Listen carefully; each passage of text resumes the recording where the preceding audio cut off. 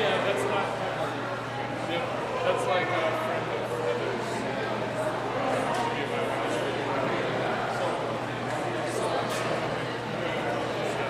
We're just gonna play at the beginning and then chill, and then in the middle there is gonna play some Schubert.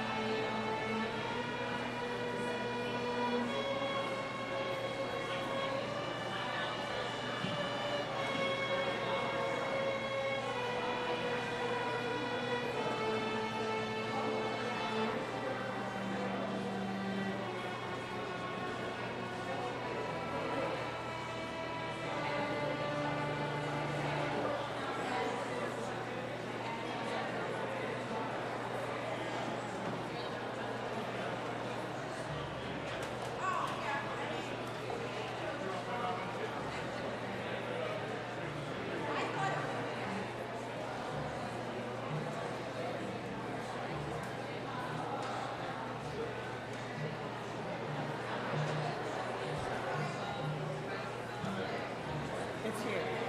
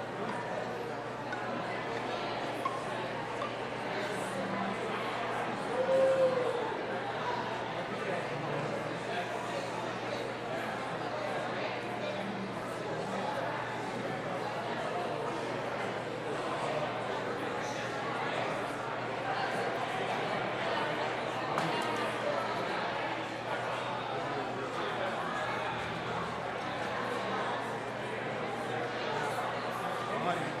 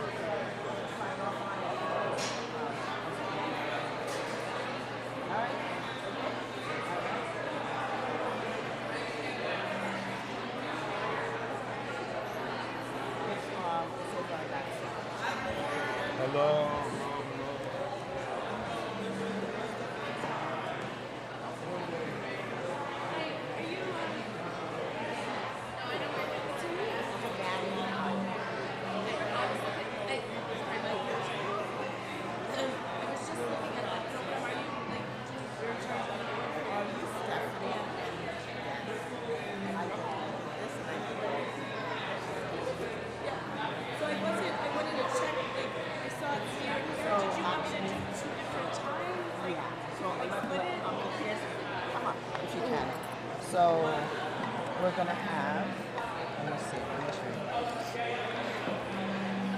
So in between, so we're gonna have ITHS strings.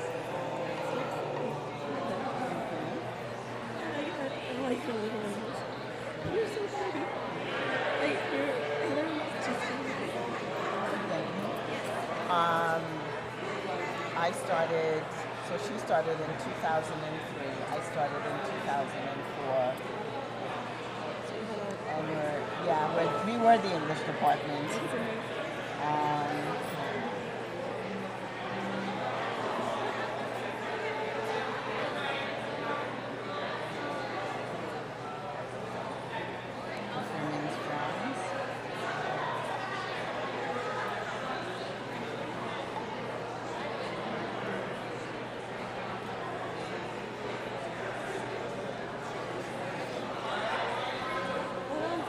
So you're here.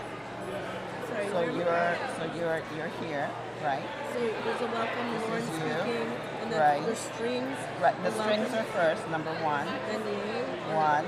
Then no, this So is then that's the sorry, principal. sorry, the principal. Right. This is two, Yeah, hold on, sweetheart. three, you're four. This is 5, 6, 7, Give me a second. 8, 9. So you want me to split like Yeah. two different? Yeah.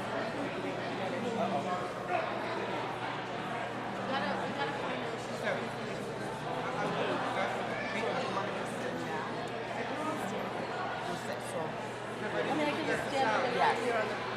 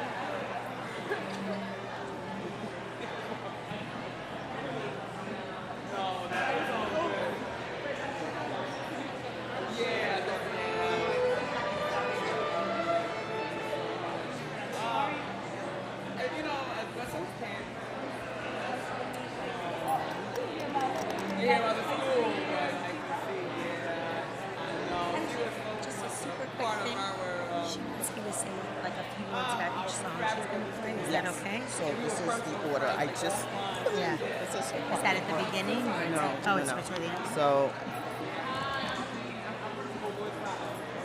here. So this is my where's your program? Oh, and have it You want to bring it? Oh. So I can she's going here. This is her right here. Right, yeah. She's doing the church She's tribute. doing She's that. gonna do 3 songs. She And just then wants me to describe she's each doing- one. No, she's doing 2.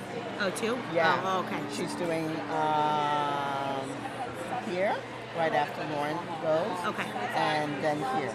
Okay. She's doing 2. Okay, so I'll tell her. All right, okay. All right. thanks. Okay, great. All right.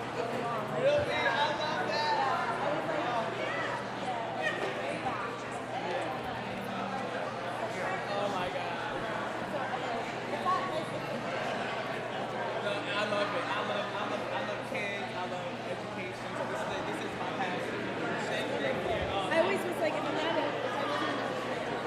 not Turn it off. Nobody is taking the mic with them. It has to stay here.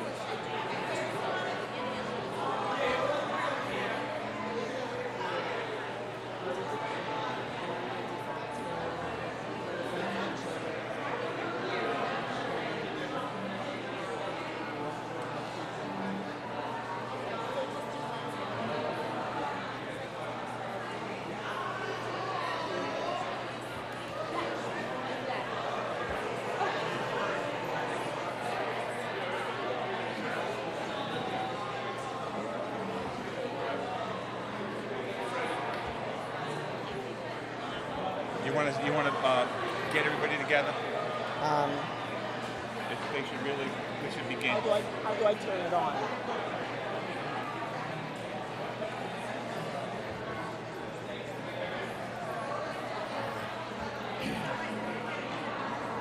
It's on. Testing.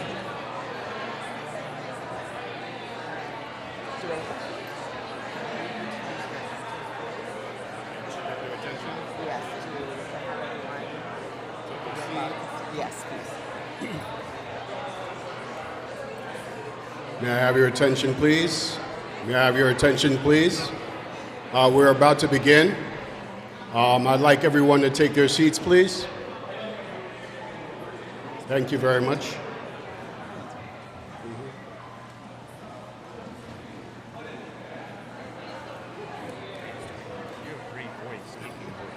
One more time, because people in the back. Folks in the back, can we have a seat? Thank you. We're about to begin. Thank you very much. You may have to do it one more.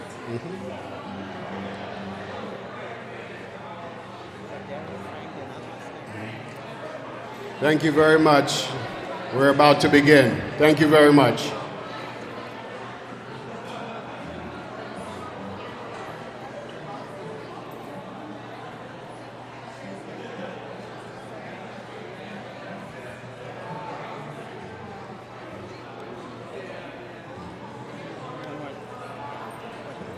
I got it, Queen.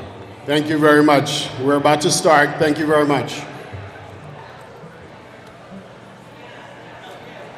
have it, right? Yeah, I got it.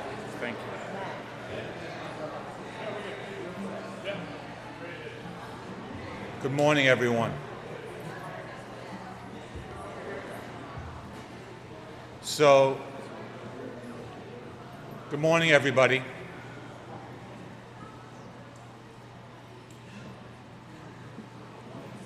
Thank you for turning out. My name is James Carmody. I was a teacher here at ITHS, and I'm happy to say I was a good friend of Heather Conn. I spoke to Mr. Conn before downstairs, and he said, today is a happy day and yet a sad day. So I'm going to leave it at that. I think, though, before we actually begin the official program, out of respect for the faith that Heather Conn had, I'd like to just have a moment of silence in her remembrance. If you want to, you can say a prayer or just remember her in this moment of silence.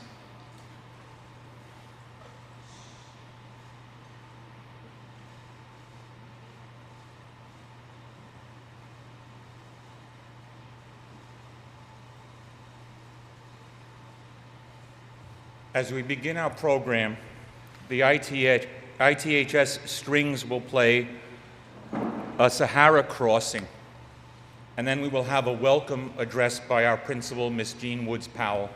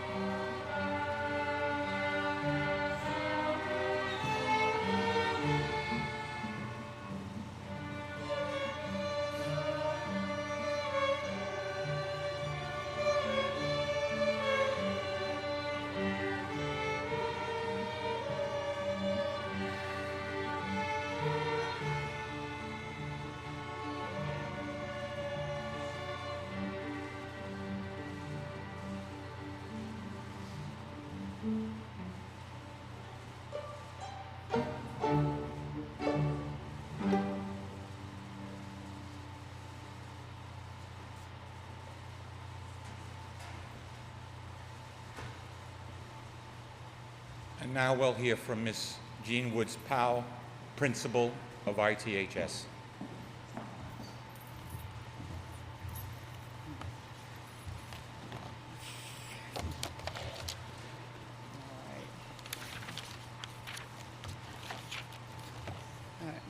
Good morning, everyone.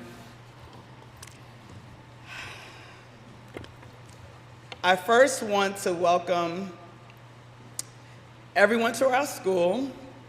You got to bear with me this morning. This is Heather's school, Information Technology High School. For those that don't know me, my name is Principal Jean Woods-Powell, and I'm blessed to serve this entire school community as principal. I want to first extend my love to Heather's family, husband, and friends that are here today, our alumni and current students, our current and past faculty members, and everyone else that took the time to celebrate the life of Heather Conn.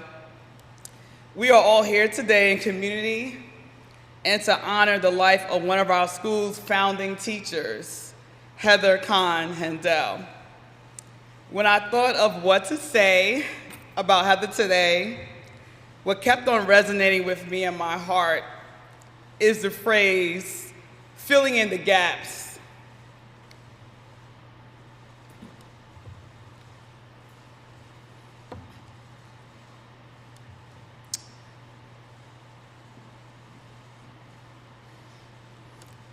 Bear with me for 1 second.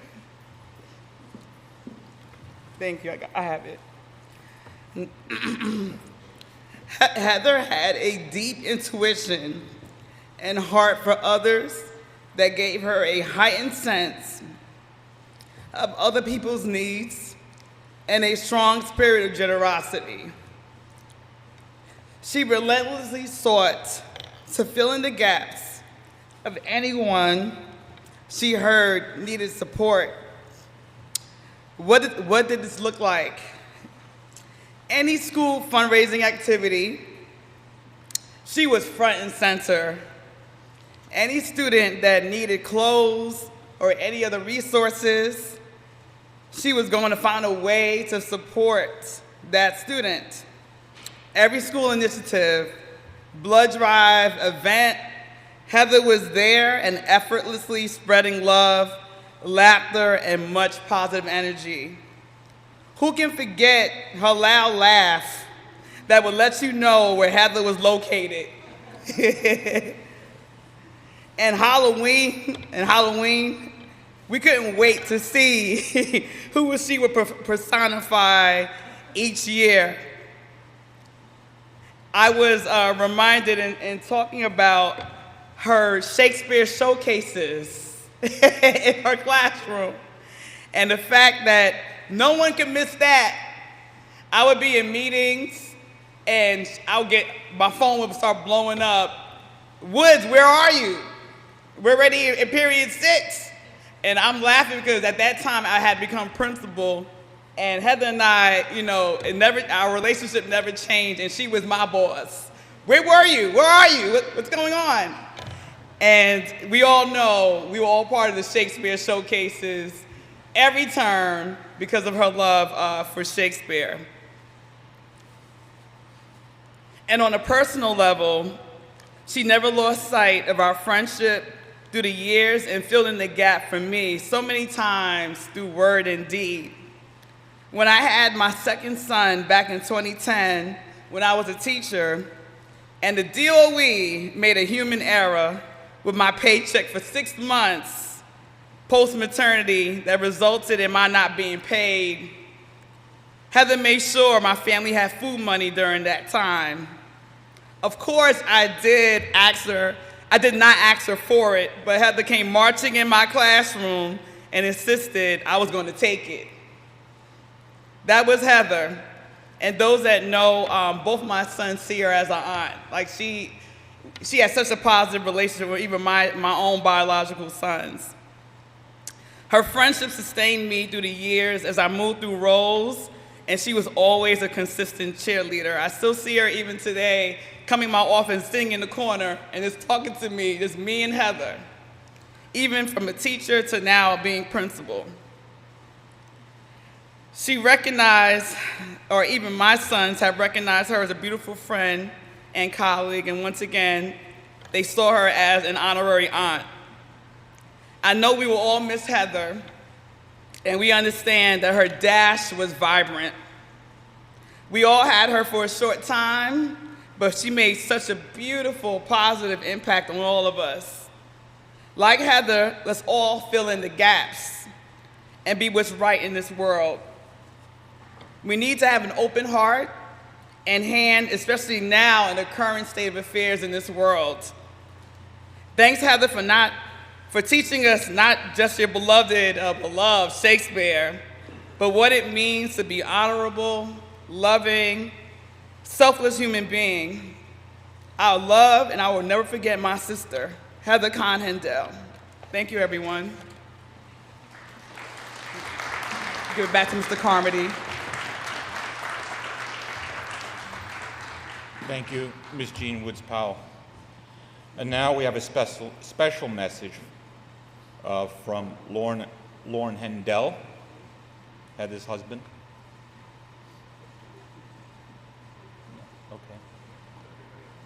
Okay.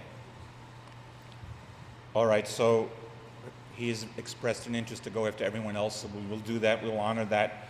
And so at this point, we'll have the honorary violin tribute by a dear friend, Miss Stephanie Kurtzman Barat.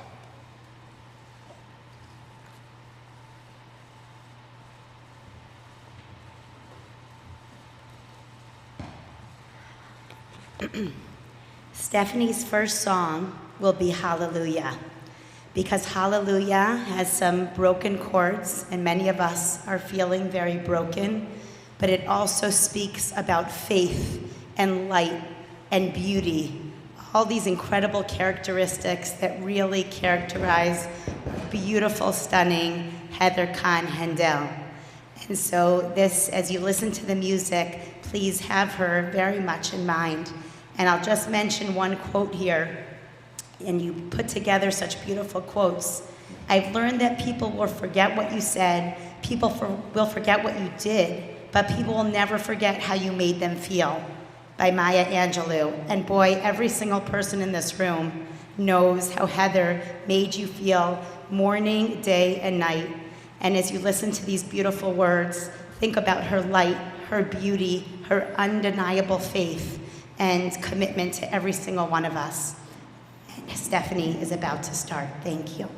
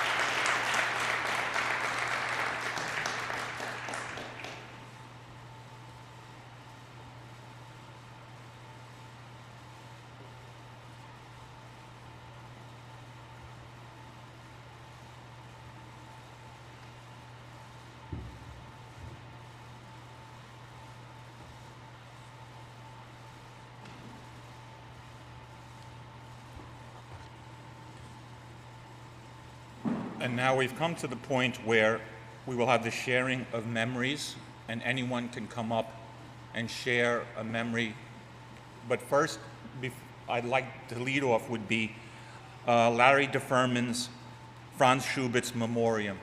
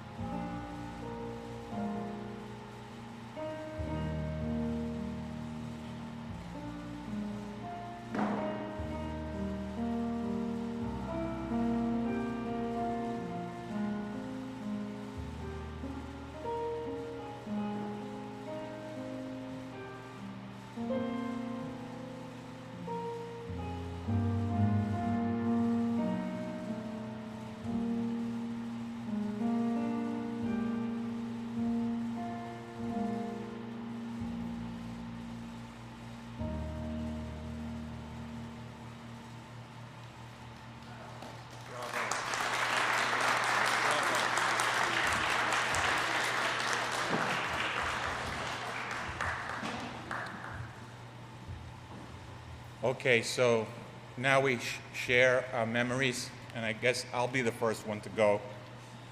And when I'm finished, whoever would like to come up and share a memory of Heather.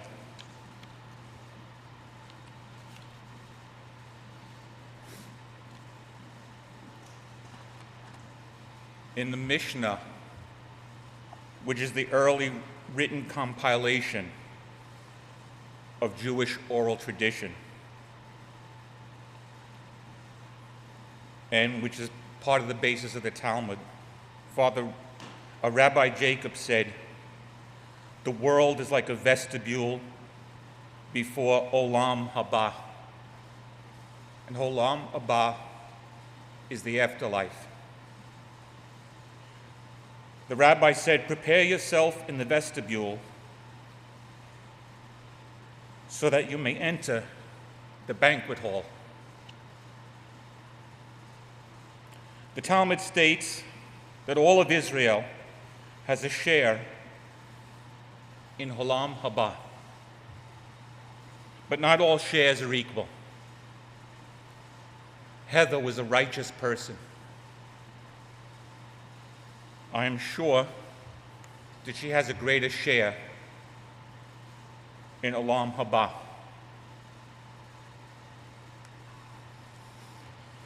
How do I know this? What makes me say this? What proof do I have? I was an English teacher like Heather, and I loved working with words, reading words, remembering words, understanding words. My life is tied up with words, the beauty of words, the power of words.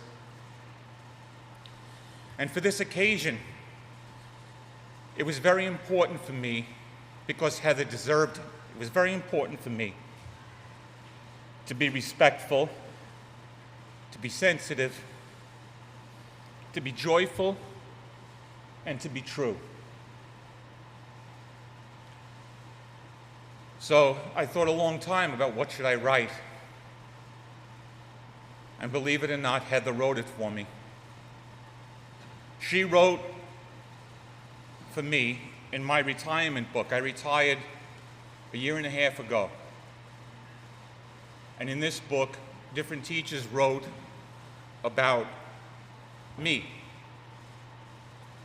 And when I look at what Heather wrote, I only had to change 2 words, and I can say the same exact thing about Heather. I'd like to share them with you. The 2 words that I changed, you'll know it when you hear them, but otherwise it's verbatim. But instead of saying "Dear James," I'm going to say "Dear Heather." Dear Heather, you've always told me that I'm a bright light in the school, but it is really you who are a bright light. You help brighten all of our days. You helped me feel better when I was down. I will always be grateful for your support, warmth, positive energy, smile, encouragement, wisdom, and pure goodness. It has been a blessing from God to work with you. I loved our 4th period English department Wordle, your upbeat greetings, your humor, your humility, your insight into literature, philosophy, religion, and your genuine kindness to me when I've shared my daily woes. I'm forever grateful to have been your colleague and friend. Since 2007, 15 years, how time flies. You've been a little sister to me, and I'm so much better for it. Wishing you the most wonderful Olam Haba. You deserve Oseh Shalom and all your heart desires. All my very best, James.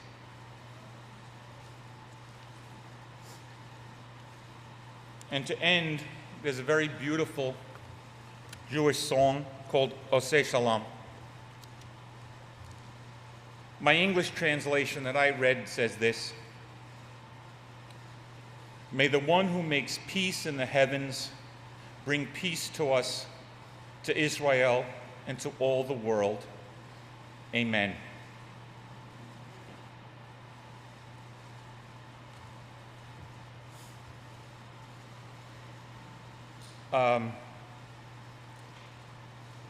I wanted to sing it in Hebrew,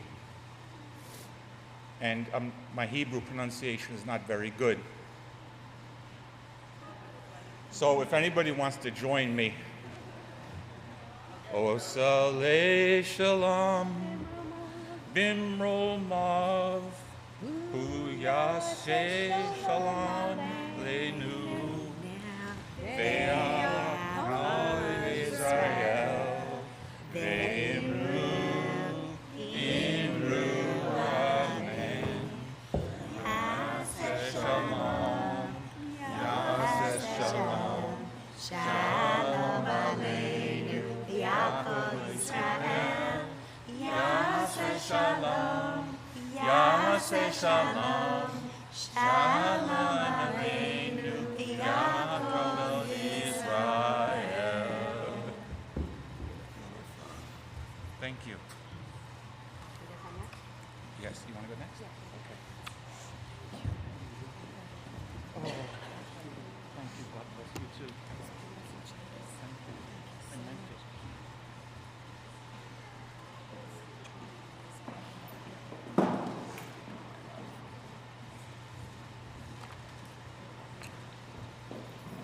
I guess that'll transition into me.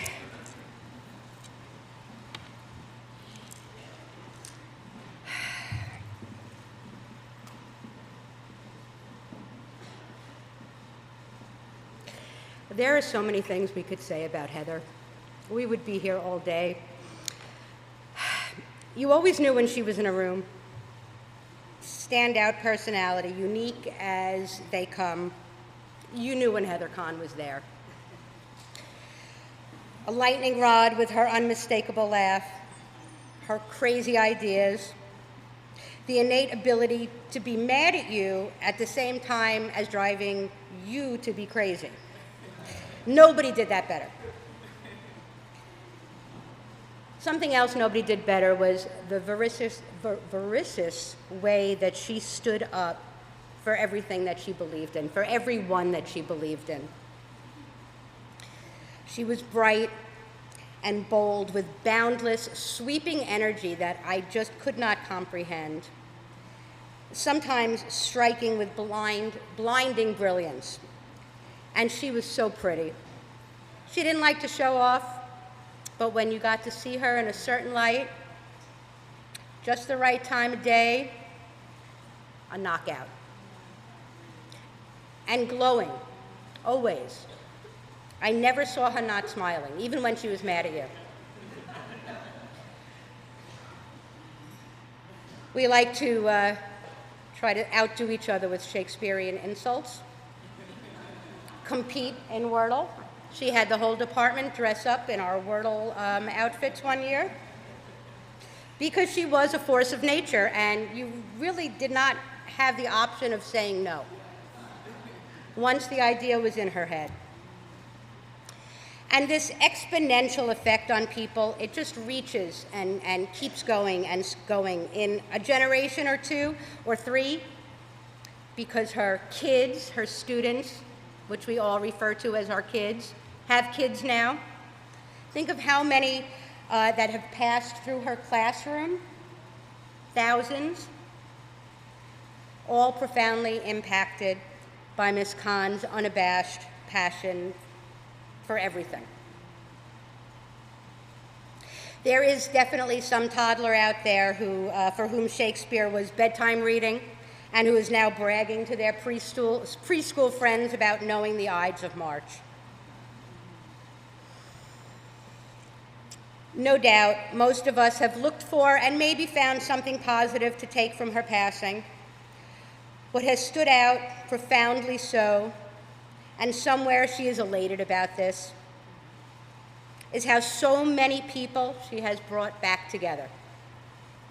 From near and far, present and past, those who knew her and for whom she was a central figure at one time or another have reached out, reconnected, and of course, regaled each other with tales of her ridiculousness, all realizing how freaking charming it all really was. She is actively missed by those who saw her every day and by those who hadn't spoken to her in years. One of a kind, that Miss Connie, as we called her. And boy, did she wear her heart on her sleeve. And she loved to do things her way. But good for her, because she always enjoyed herself. And at the end of my year last year, which was my last year here, when we found out that Heather was going to have a baby, I started knitting, as I have for many of our colleagues here that had babies over the years I was here. And I feel like every stitch is a moment in time with her. Even the mistakes, even the missed stitches, the dropped stitches. But we're all in there, somewhere, in that blanket. And I hope that it keeps her warm and that you tell her about this huge family that she has all over the world.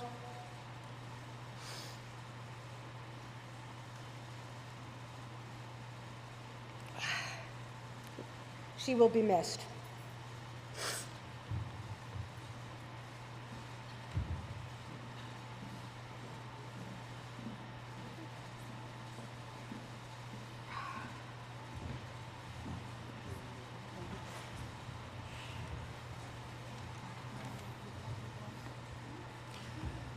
So my name is Louis. I'm a colleague and a good friend of Heather for almost 2 decades now. Together with Joyce, as you can see, I'm with Joyce right now. Always with Heather and Joyce, most of the time. So today, we gather to honor and celebrate the life of a remarkable friend, colleague, and teacher, Heather. Heather was more than an extraordinary English teacher. She was the heart and a shining light among her friends and her colleagues. She brought warmth, compassion, and joy to everyone around her. Heather had a way of seeing the good in everyone. She was never quick to judge and always there with an open heart and mind. When I think of Heather, I am reminded of our shared moments with Joyce during school spirit events that she loved so much. The three of us would meet during lunch, carving out our little sanctuary for ourselves in the midst of busy days here at ITHS. Those lunches became our safe space, filled with laughter, encouragement, and honest conversation. Heather was more than just a colleague. She was our confidant, our cheerleader, and our friend. She held us together, and we became each other's support in a way that went far beyond the school walls. In preparing to speak today, I searched for the card Heather gave me at my wedding in 2017.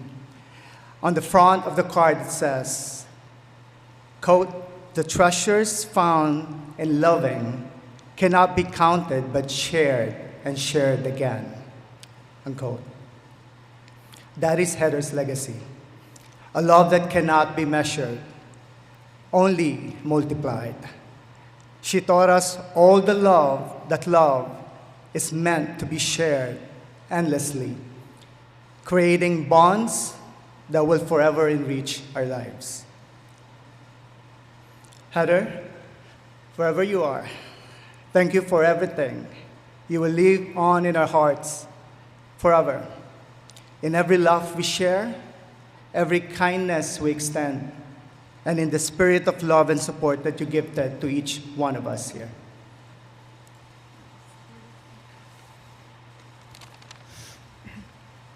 Hello, everyone.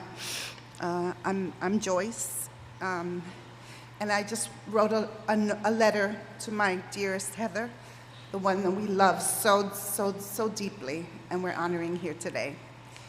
Dearest Heather, you are now looking down from heaven with your big, beautiful smile, enjoying this celebration of your life, a life truly well lived, a life of extraordinary service, of devotion to your beautiful and close-knit family, to your deep faith and pride in your Jewish heritage, your kindness and respect for people from all walks of life. You nurtured deep and meaningful friendships. Somehow you found time to connect with everyone you cared about. Teaching was your calling, and so was matchmaking. You wanted everyone to have their happily ever after. You spent so much time helping students, visiting the sick and elderly, organizing matchmaking events, always giving to others, praising, loving, and laughing, your infectious laugh.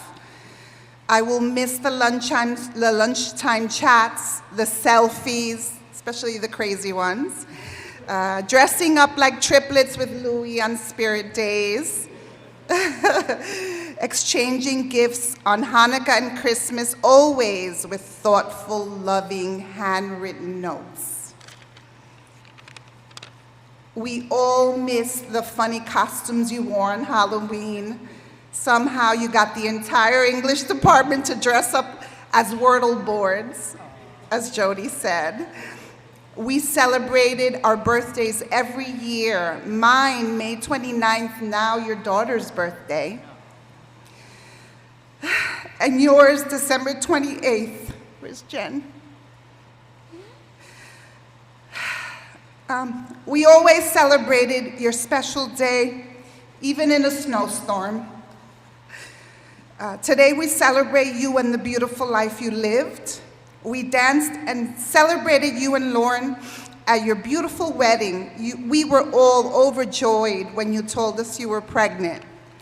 While God had plans for you in heaven much sooner than anyone had ever imagined, you left the most precious gift of all, your beautiful daughter, Elisheva. She will grow up knowing what a true blessing her mother was and is to all who love her.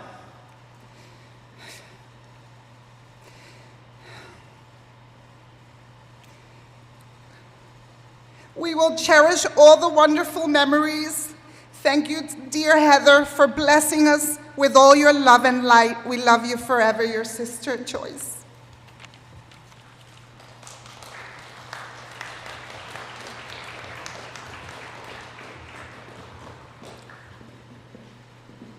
This is a tribute to Connie, as I called her. Today we gather here to honor and remember a remarkable individual, my colleague and friend, Heather, or Connie as I called her. Though the paths of our lives diverge over time, the respect and care we had for each other never waned. As we remember Heather, we reflect on the tremendous impact she had on all who were fortunate enough to cross paths with her. Heather was not only a dedicated professional, but also a compassionate soul, always ready to lend a hand or an ear to anyone in need. Her unwavering integrity and kindness was a beacon of light in our workplace and beyond.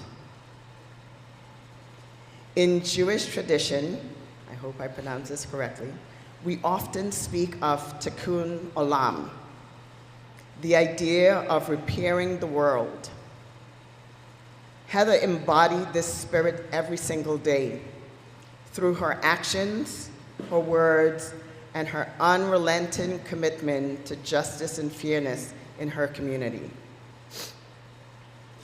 Today we stand in this moment. Let us also celebrate the life of a truly good person, Heather Conn Hendel. Let's carry forward the lesson she taught us through her example.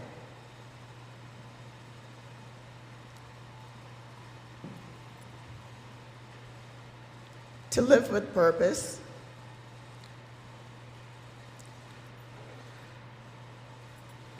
to lead with heart, and to always extend a hand of friendship and understanding. May Heather's memory be a blessing and inspire us all to live with the same grace and dedication that she showed the world. We hold Heather in our hearts forever, and we know she will continue in the life of her beautiful daughter, Elishiva. Thank you.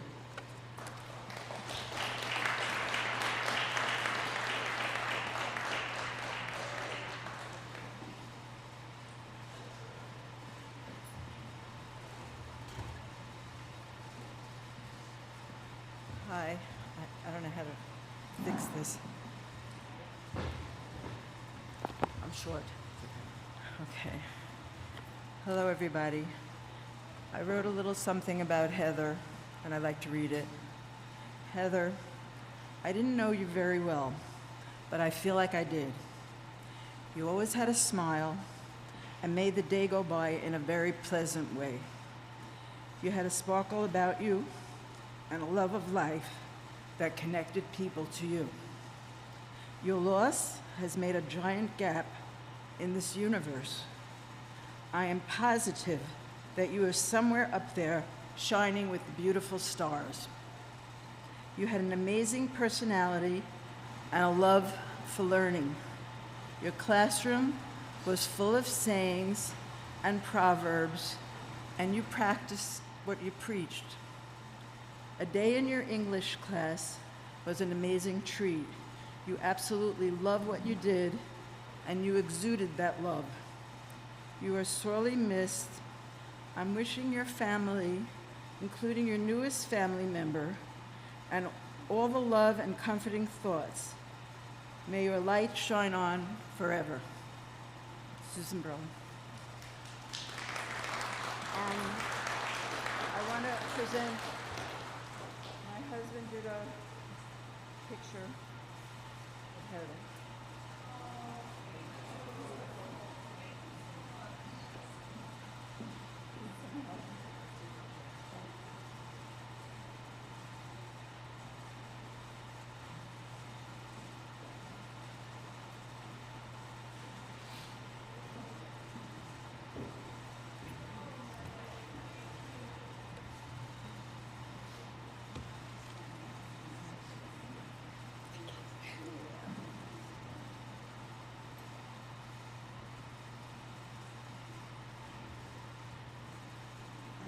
Good morning.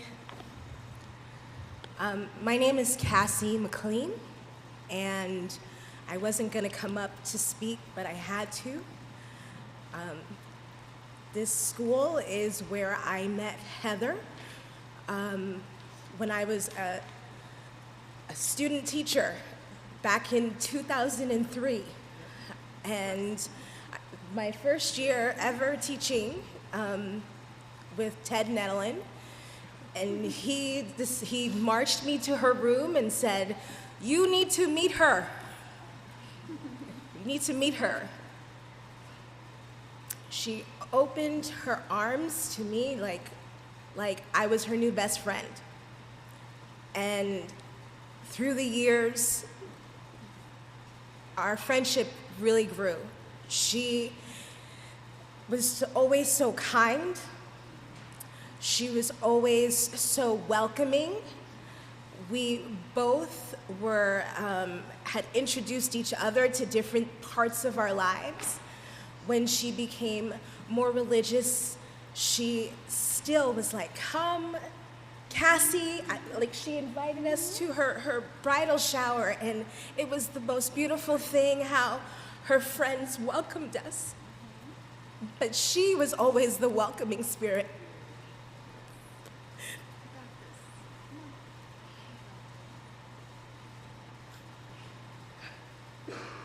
the both of us always had relationship issues.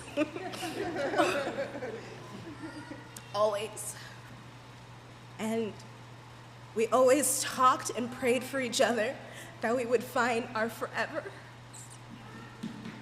And when she did, I was so happy for her. And when I did, she was very happy for me. And we both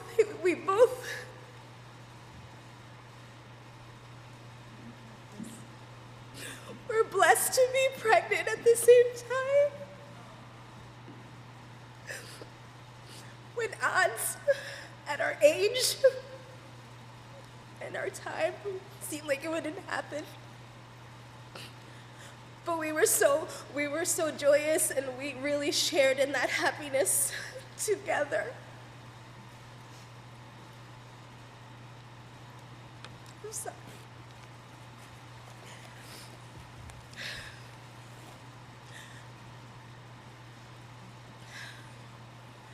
My daughter will always know, I will always teach her the kindness and the beauty of Heather.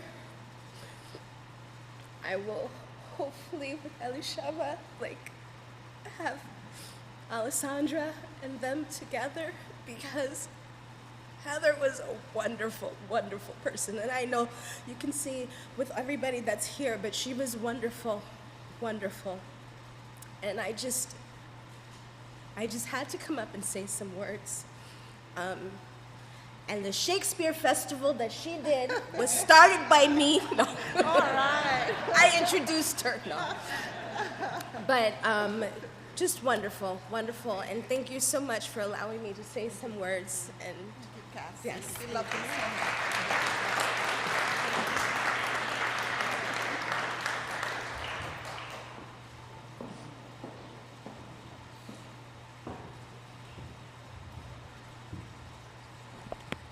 So I didn't have anything prepared, but I would be remiss if I didn't say something about Heather.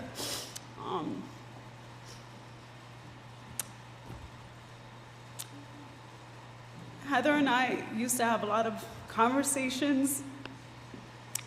I was the youngest, young person then, right, on the team, and she'd always have encouraging words for me. And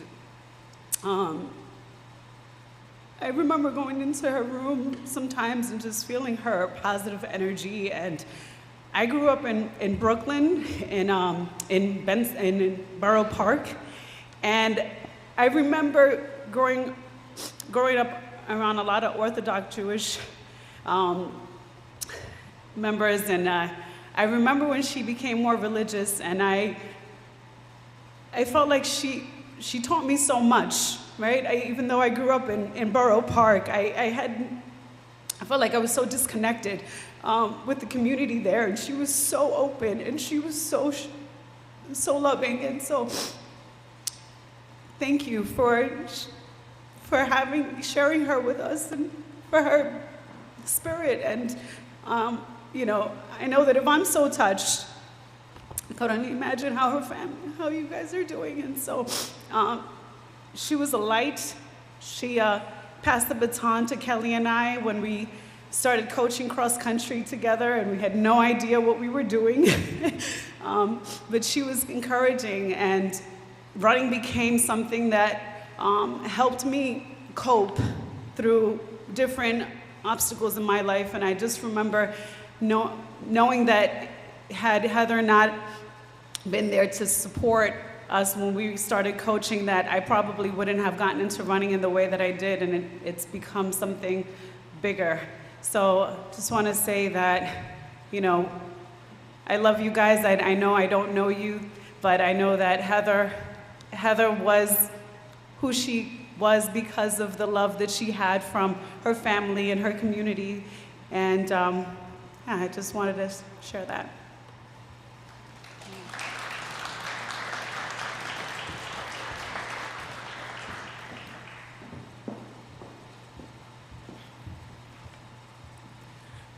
Good morning, everybody. My name is Daniel Sorio from the class of 2010. And I figured you need some words from at least one alumni, and then there's gonna be another one after. So, yeah. So, my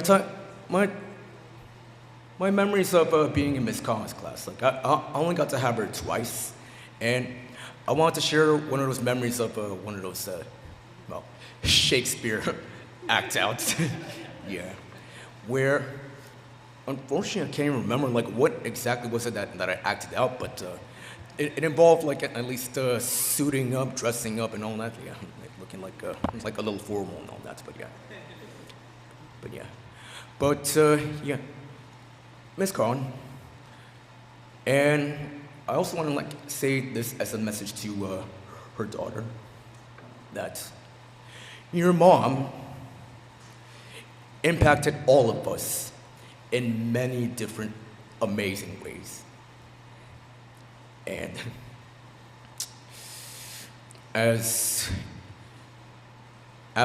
after we leave today, I just want to let her daughter know that your mom was adored by all of us today who came back here, reunite, share, reminisce.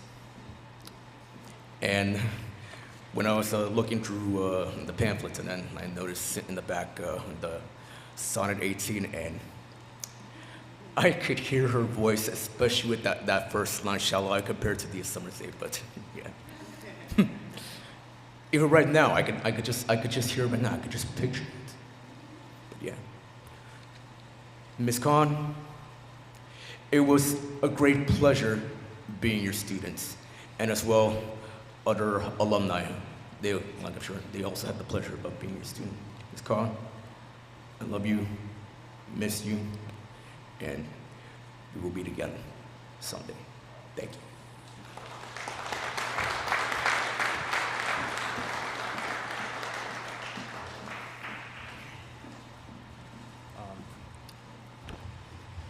Good morning, everybody. So my name is Demir Dowdy. I am an alumni from the class of 2007. I also happen to teach here, my 10 years here. So my encounter with Ms. Conn started actually 20 years ago when I transferred into this school my sophomore year. I remember before she was in the famous English classroom 232, she used to be in the computer lab in 237, and that's when I first interacted with her. I will never forget her smile. She allowed me to do my homework after school, any work I wanted to do. She was welcoming with open arms. I finally had her as a senior, 2006 to 2007, and I remember Shakespeare, her love of Shakespeare. I remember my last Shakespeare play that we read together was As You Like It, and I just remember this quote, I don't know, it just plays with me every day, all the world's a stage. It always stays with me, and I will never forget how us seniors at the time, we were transitioning to young adulthood, leaving the high school, and we were all nervous. And the Shakespeare plays really eased our anxiety. We all enjoyed it and had fun with it. Fast forward years later, she was actually my first co-teacher. So I had the opportunity to teach alongside her, and I will never forget co-teaching English with her in room 232. It was so filled with positive, happy thoughts. Unfortunately, it was my first and last time co-teaching with her my first year. I will never forget my first year as a teacher. And last week, actually, I was covering a class for another teacher, and that class happened to be in room 232. And when I was in that class, all I could think about was Ms. Conn, how positive she was, how energetic she was. Even my coworker, Miss B, she told me she loved my positive attitude when I covered that class, and that positive attitude, I just thought about Miss Conn, because that's where it came from. So my memories, I will never forget Miss Conn. It will be very hard for me to forget her. I cannot forget her. And I will never forget, sometimes when we talked, we actually shared our passion on martial arts.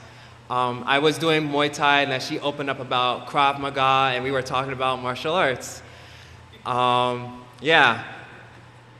So, thank you to your family for sharing Miss Conn with us. She will be dearly missed. And Miss Conn, I love you so much. Thank you.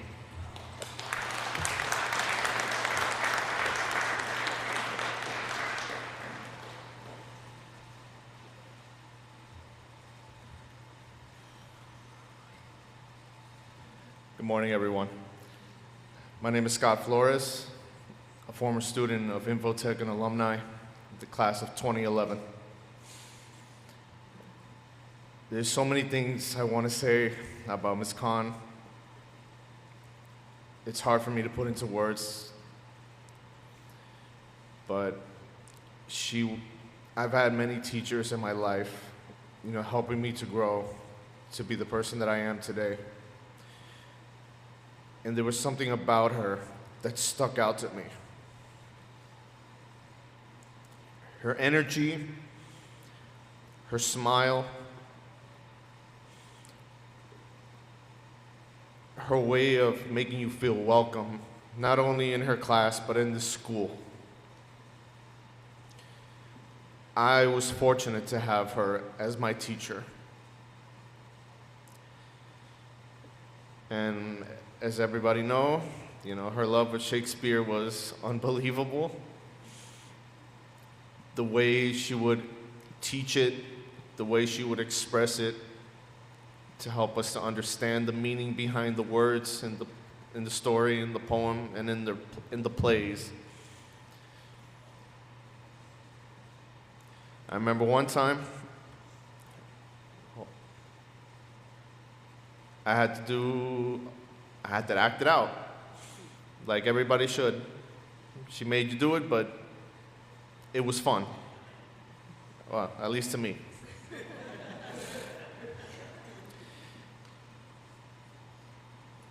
The one that I remember that I had to do was All the World's a Stage. And what I did is, as I recited those lines, I would stand up on the table, and at the top of my lungs, I would say, "All the world's a stage." Her energy was very infectious, and that was like an outlet for me to show who I am as a person. Me as a quiet individual, very shy, she helped me to open up. I'll never forget that day. I could never forget her either. And I couldn't forgive myself if I didn't show up and say something on my part as a way to remember her. The day that I heard that she passed away, I was shocked. I was surprised. I was sad, confused, and angry. Because she was that one individual that she really helped me out throughout my high school years.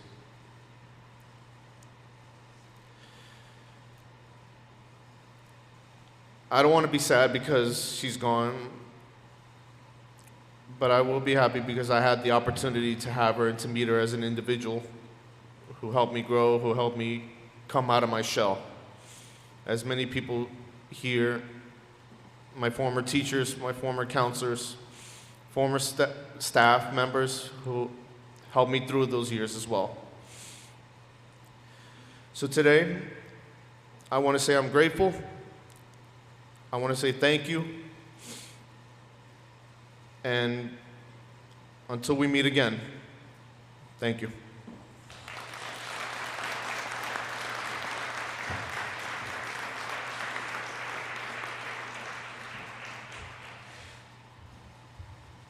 Hi, everyone. My name is Kayla Kempf, class of 2018, and I remember having Ms. Conn as my freshman English teacher 10 years ago. Freshman year, I was shy. Of course, I would talk to people, but I would never act until Ms. Conn broke my shell and told me, "Oh, come on, I can see you act it out. Come on, act it out. Be Juliet." Our first lesson, our first Shakespeare play was Romeo and Juliet. Then, fast forward to February 2015, she pushed me to join the drama club. I'm happy she did. And I remember acting out in the show at a theater down in the village, As You Like It. I felt like I was out in the spotlight, thanks to Ms. Conn. I felt like I was able to do what I wanted to do without having any fear, thanks to Ms. Conn. Something about her energy stood out to me. I always look forward to third period with her. Her warm smile and cheerful energy always welcomed me to her class. Fast forward to 2023, I was an intern here in Info Tech, intern musical counselor. Shout out to Ms. Soriano. She showed a photo of me at drama club freshman year to my former students. I was wearing a Pikachu sweater, mind you, back in the day, emo phase. And she told everyone, I showed your students this so they could follow your path. And I told her, no, because of you, and you helped me figure out what my career will be, I will take on your advice. Because I remember when I told her, I don't know what I want to do. She told me, you're a people person. I see you. I can see you help others. Thanks to her as well, I'm a school counselor in the Rockaways. But when I found out she died, thank you.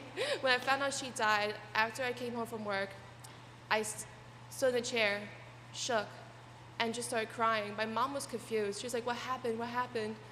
I looked at her. Miss Conn just died, and I don't know how. I'm gonna miss her a lot. Miss Conn, thank you for always inspiring your students, your colleagues, and more importantly, thank you for being you. Thank you.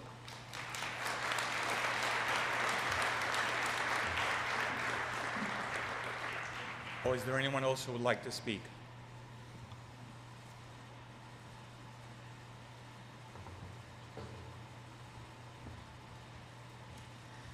Hi, everybody. I'm Allison. I am a part of the first graduating class. And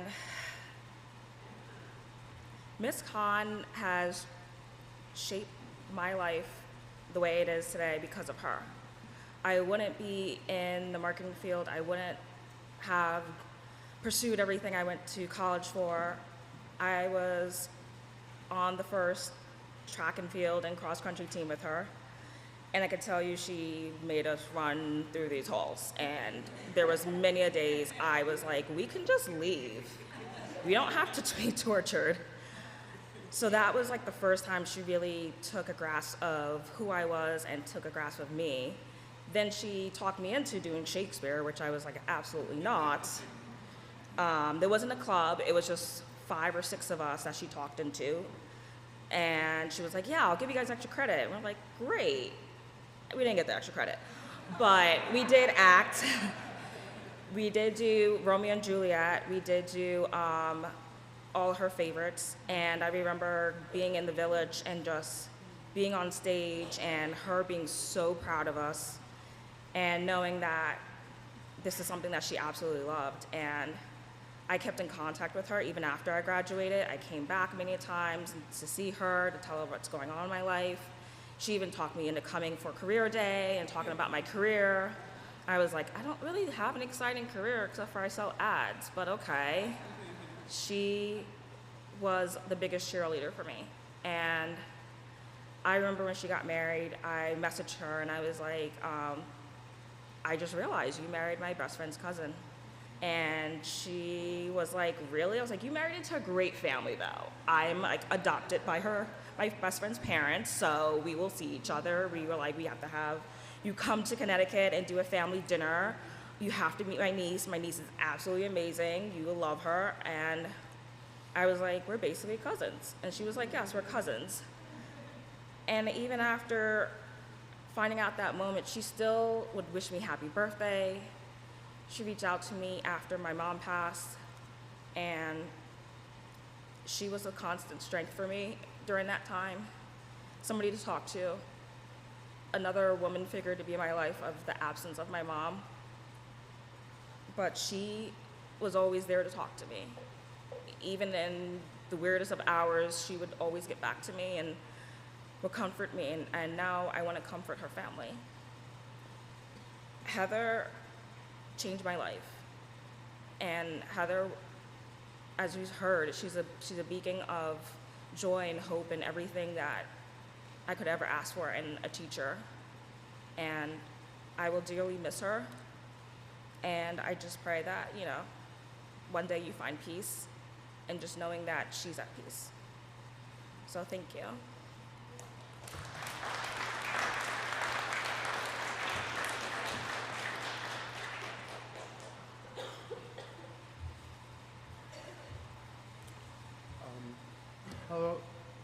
Hello, good morning.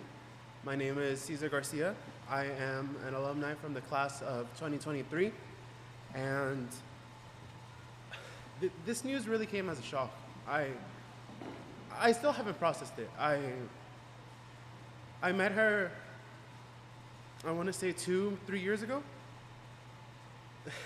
It's really funny because looking back at it, I just thought of, I saw her and I thought, wow, she kind of doesn't belong here, because her energy was so sweet, so vibrant. And in a world that just kind of seemed like there wasn't really like a way out. Like, it seemed like everything was just, oh, okay, you have these things.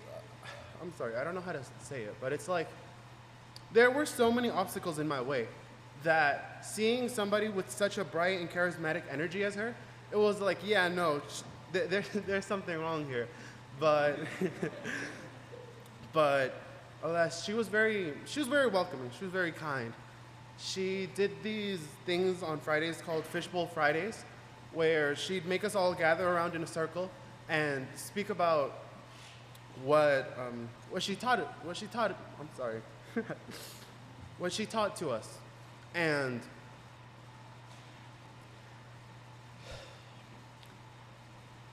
she was just somebody that had so much love, so much energy, so much soul. I wasn't the best student. I'll admit that. I did have my failures, and she saw right past them. She knew that I had potential. She knew that if I put my energy into my work, that I could be something. And that's something that not everybody saw. When people saw me, they didn't see somebody that could do great things. She did. And it wasn't just exclusive with me. She always called people out, and she was strong with what she believed in. I remember there was this one time I wasn't feeling well, so I tried to skip her class, and she saw me in the hallway, and she was like, "Caesar, come in. And she basically dragged me into her room, and she saw me like try to leave, and her room was basically right near the staircase.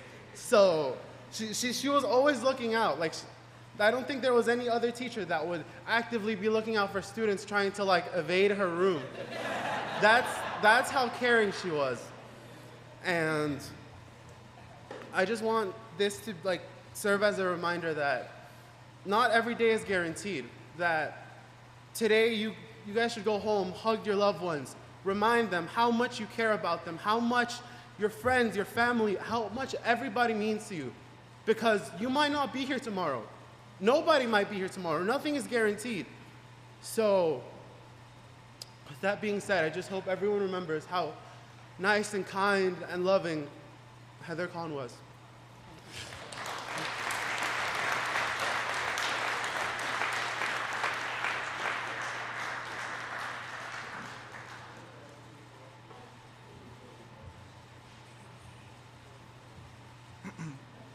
Hello, my name is Brian. I was alumni of the class of 2023 2 years ago, or around 2 years ago. So I was really fortunate enough to have Ms. Conn as a student in her classroom. So her classroom's in the second floor across from the hallways, and well, in her classroom there was a lot of activities going on. But overall, she was an amazing teacher. You know, we had the fish bowls every Fridays. We also had the plays, which were the Hamlet and the other Shakespeare's novels that we read. At first, I didn't know how to act, so I was really scared. I was like, I don't want to really want to act. Like, I don't know how people are going to see it. But then she just talked to me. She was like, oh, you got it. You got it. So she motivated me. She helped a lot of a lot of the students out. She invited people over, which I was like, oh my God, I'm even more scared to perform.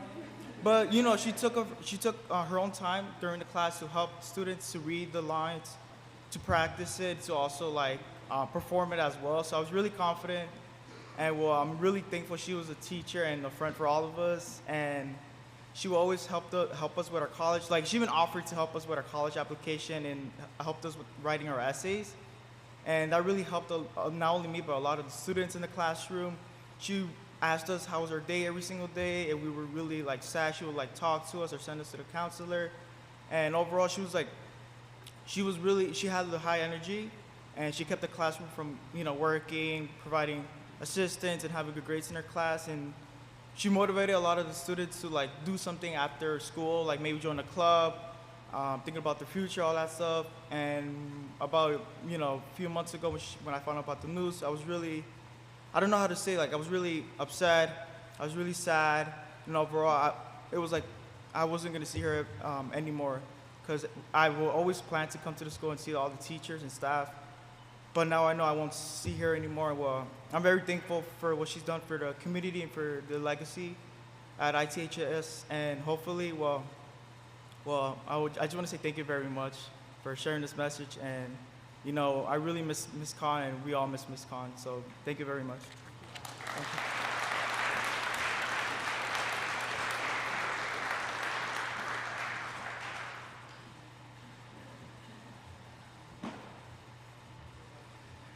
Good morning, everybody. For those of you that don't know who I am, my name is Mark Espinoza. I'm not an educator over here. I'm a staff member over here, specifically the custodial staff. I've helped out with volunteering with lots of sports and school activities and all that stuff over here. And one thing that I could say is that Infotech is a family. And Ms. Conn was the welcoming party of that family. Always greeted you with a smile, always greeted you, always very enthusiastic, giving hugs, high fives, whatever it was. She was able to read the room, read who you are, and see what you needed, and she would gravitate toward you. She was like the sun, and you would gravitate towards her as well, from the beautiful soul and person that she was. I would always remember, like some people have mentioned, past relationships and all that stuff.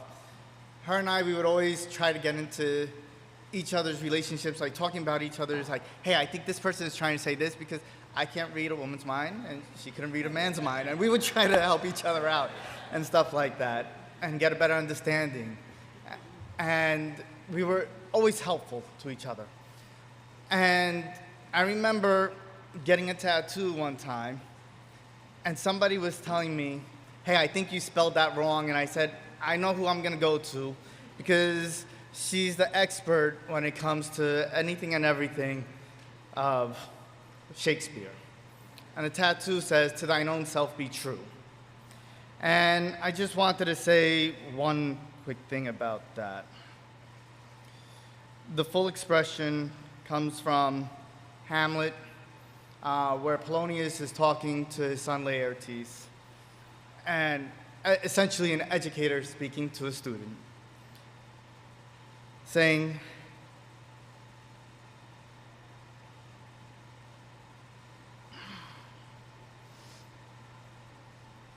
this above all, to thine own self be true, and it must follow as the night the day, thou canst not then be false to any man. Heather embodied that. She was always true to herself and always made sure that everybody was there. She never had a false persona. She always had this beautiful personality that what you see is what you get. And even in death, she's still an educator, giving us that lesson that we cannot and should not be false to any person, and to above all self, always be true to ourselves and to others. Thank you.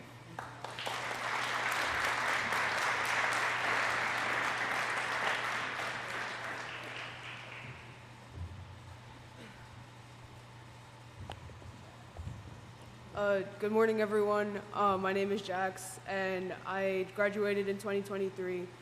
I'm not really great at doing stuff like this, but I felt like I had to come say something to let your family, her family know just how amazing of a woman she was. I had the privilege of taking her English class my senior year, so it was my very last semester at the school, and she made all that much of a difference. Like, I was terrified to make the transition from high school to college, but her just being there, just being like a constant force every single day, walking into her classroom, seeing her smile, seeing her so passionate about her job, just made everything that much easier.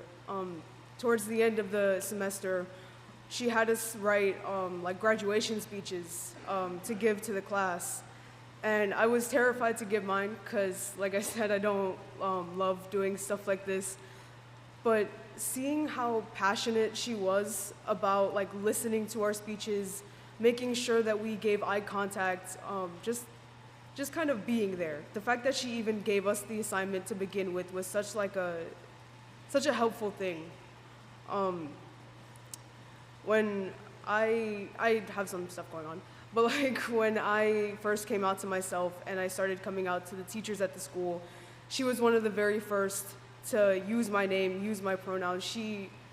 I never felt any like fakeness from her. She was always such a real person. She always gave like 110%, like in any area. It's really sad that we don't have her anymore, but it's really nice that her memory still lives on, and it's so beautiful that everyone here came out to celebrate her.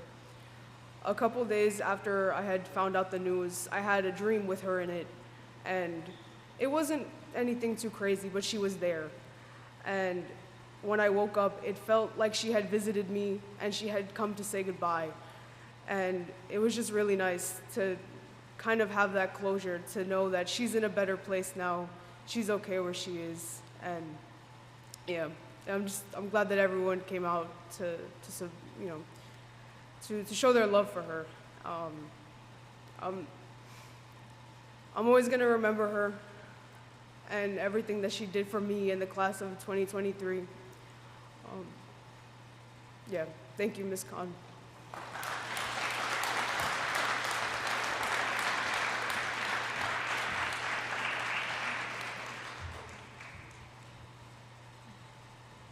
Hi everyone, my name is Kelly, Ms. Queso.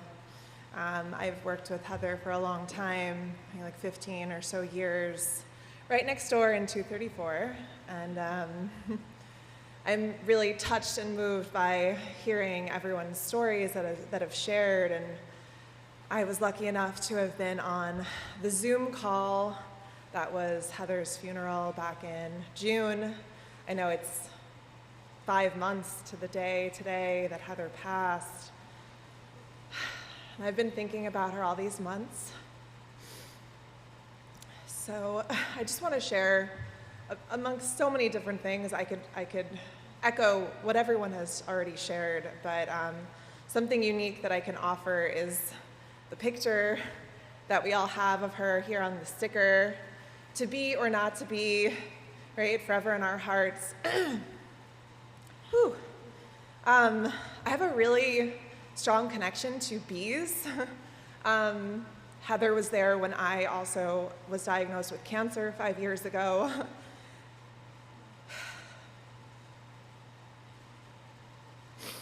And this picture of her as a bee means so much to me, because the bees at that time represented my community and my strength and love.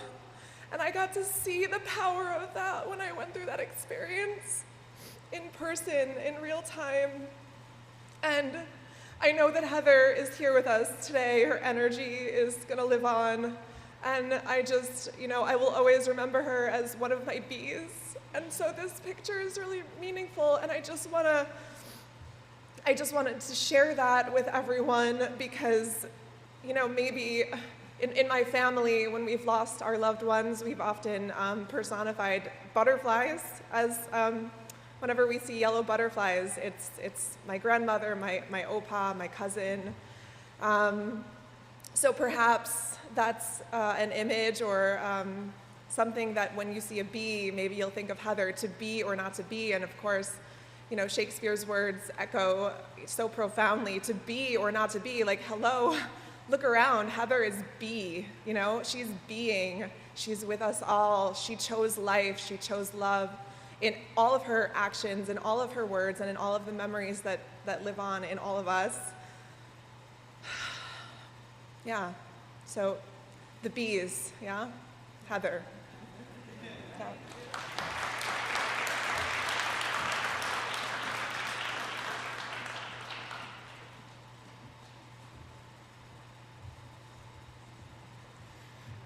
Hi everyone, my name is Giovanna Carrasco and I'm a little short.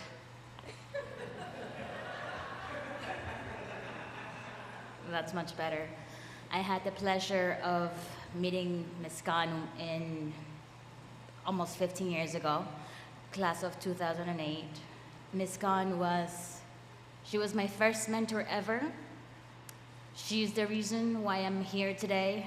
She's the reason why I went to a great school. She was there when I graduated from college. Not a lot of people could say that. And now that I'm an adult and I have a real life, I could still see connections bringing me back to Ms. Conn. Believe it or not, I actually work with some of her old college friends. And so there have been conversations in the back about her. The only thing that I have to say is that she taught me how to bring light into the room. She taught me how to give back. And because of that, she will never be gone from my heart and my actions. Thank you, Ms. Conn.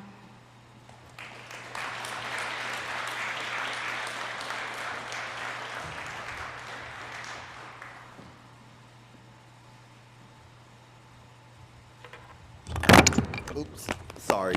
My name is Justin Stewart, and I'm from class of 2013, so long ago. Ms. Conn, so much could be said about her, and everybody else pretty much summed it up, so I'm not gonna make a long speech. Her energy was off the chart. Her passion for what she did was amazing. As a student, I can't lie, you know, a lot of us weren't so interested in Shakespeare. We didn't care about it, but just taking her class, she made you care about it, and you had no choice but to learn about Shakespeare. All the teachers here know that I was a quiet guy. I didn't speak too much. Ms. Conn brought me out my shell. She was a heavyweight, and it's really a blessing to know that I had a chance to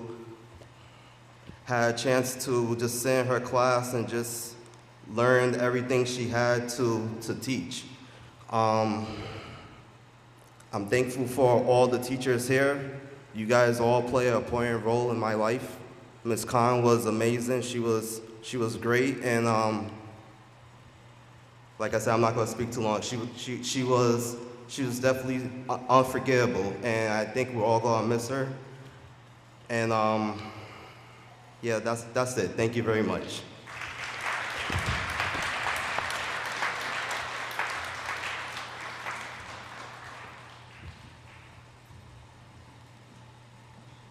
Okay, is there anyone else?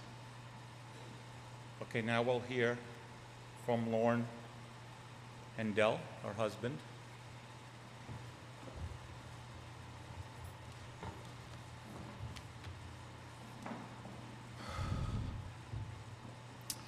You know, I remember speaking with Jean over the summer, and she said they were planning this event. And I had to tell her, she says, "You guys aren't doing anything without me." And since that time, I've kind of been fussing with what to say, you know, with all sort of writing thoughts down and rehearsing and practicing and rewriting and writing and rewriting. I'm still probably going to wind up talking off the cuff a little bit. Firstly, I just want to thank you guys for playing. It's just beautiful. I mean, I told Heather at one point, this is my favorite instrument is the violin. And she goes, oh, no way. One of my best friends plays the violin. She's a professional violinist. Guys, if you keep up the practice, you'll be able to play as good as she does. Seriously. This is the second time I've been to the school. The first time I came after we were married. I came in June for a couple of days because we were apart for the first month.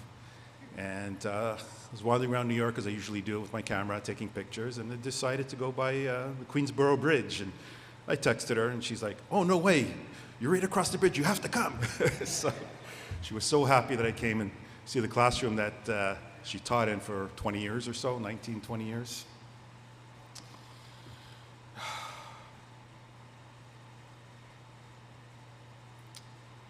There are 3 keys to this world, and that are held by God, Hashem. And it's when you're born, when you pass, and reign.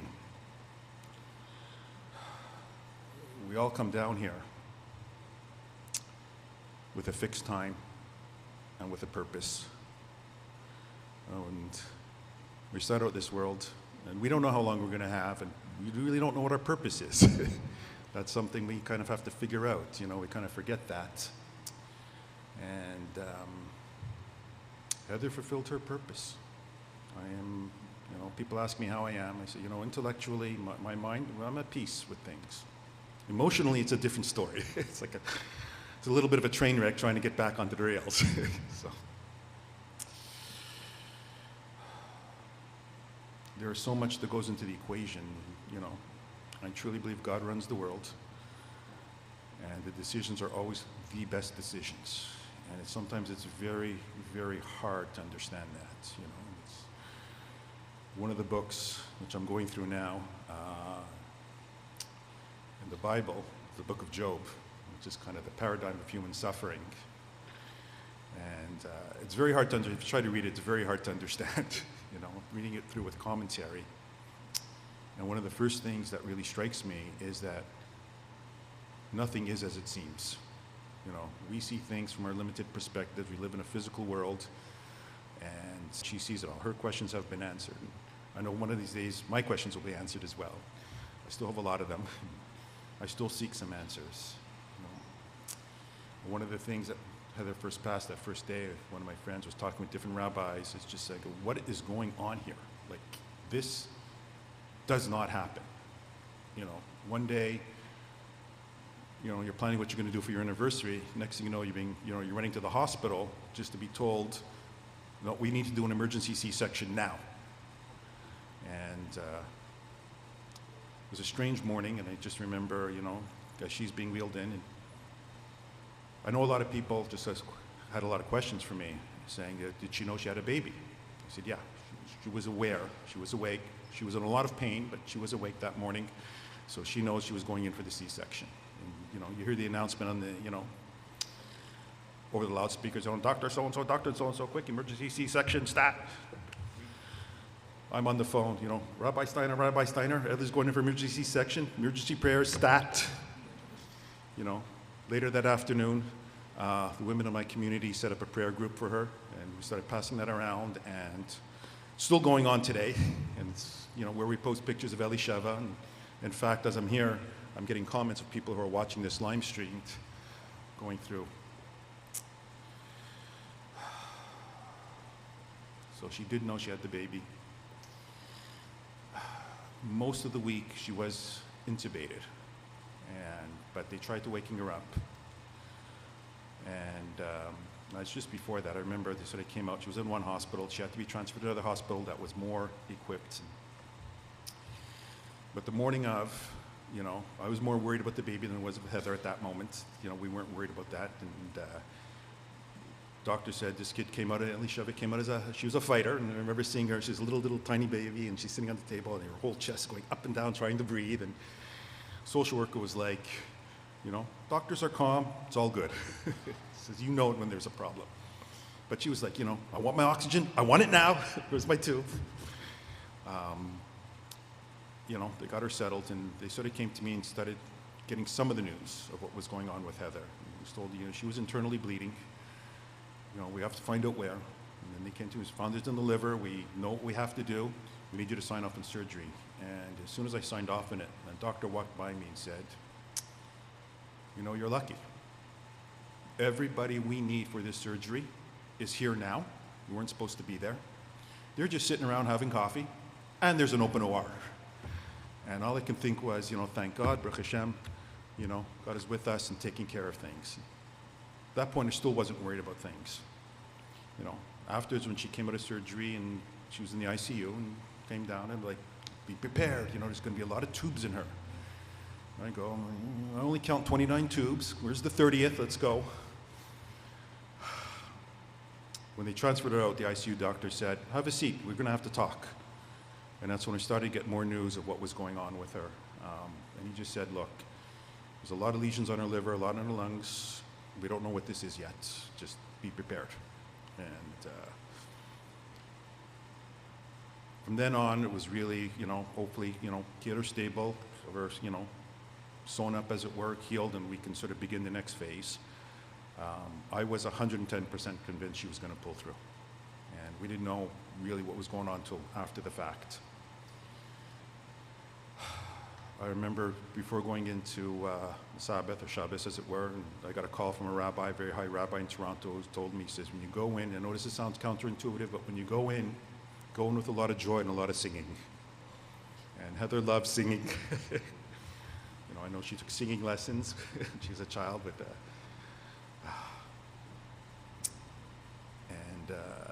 so I did. And she was awake. You know, they tried waking her up and stuff. And she was aware, and I was singing to her. And I know she was trying to communicate with me, you know, her eyes was shaking. Either it was, you know, what is going on with me? I don't know what's going on, you know. Is our baby okay? Which is very Heather, that's probably what she was thinking. You know, I love your singing, thank you. Or please stop, I can't stand your B-flat voice. I believe it's the latter, so. But her father did say he was watching, he says it really did calm her down.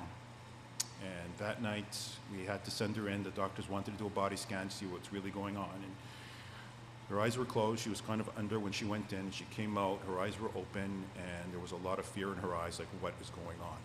And I remember I ran up next to the gurney, and I just looked at her and smiled, and she just calmed right down.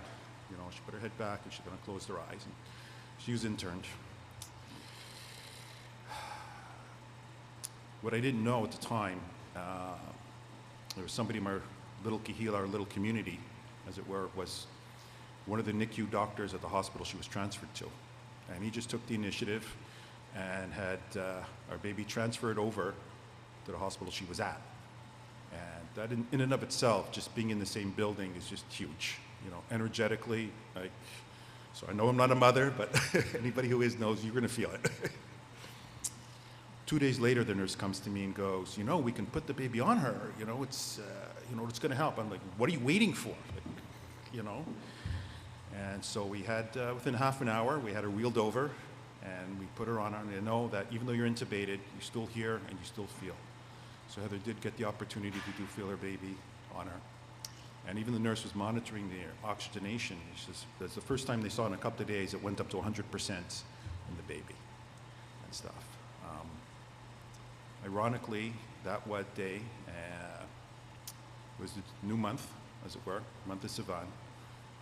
And we sort of measure our anniversaries, as it were, by the Jewish calendar. And that was our anniversary that day. So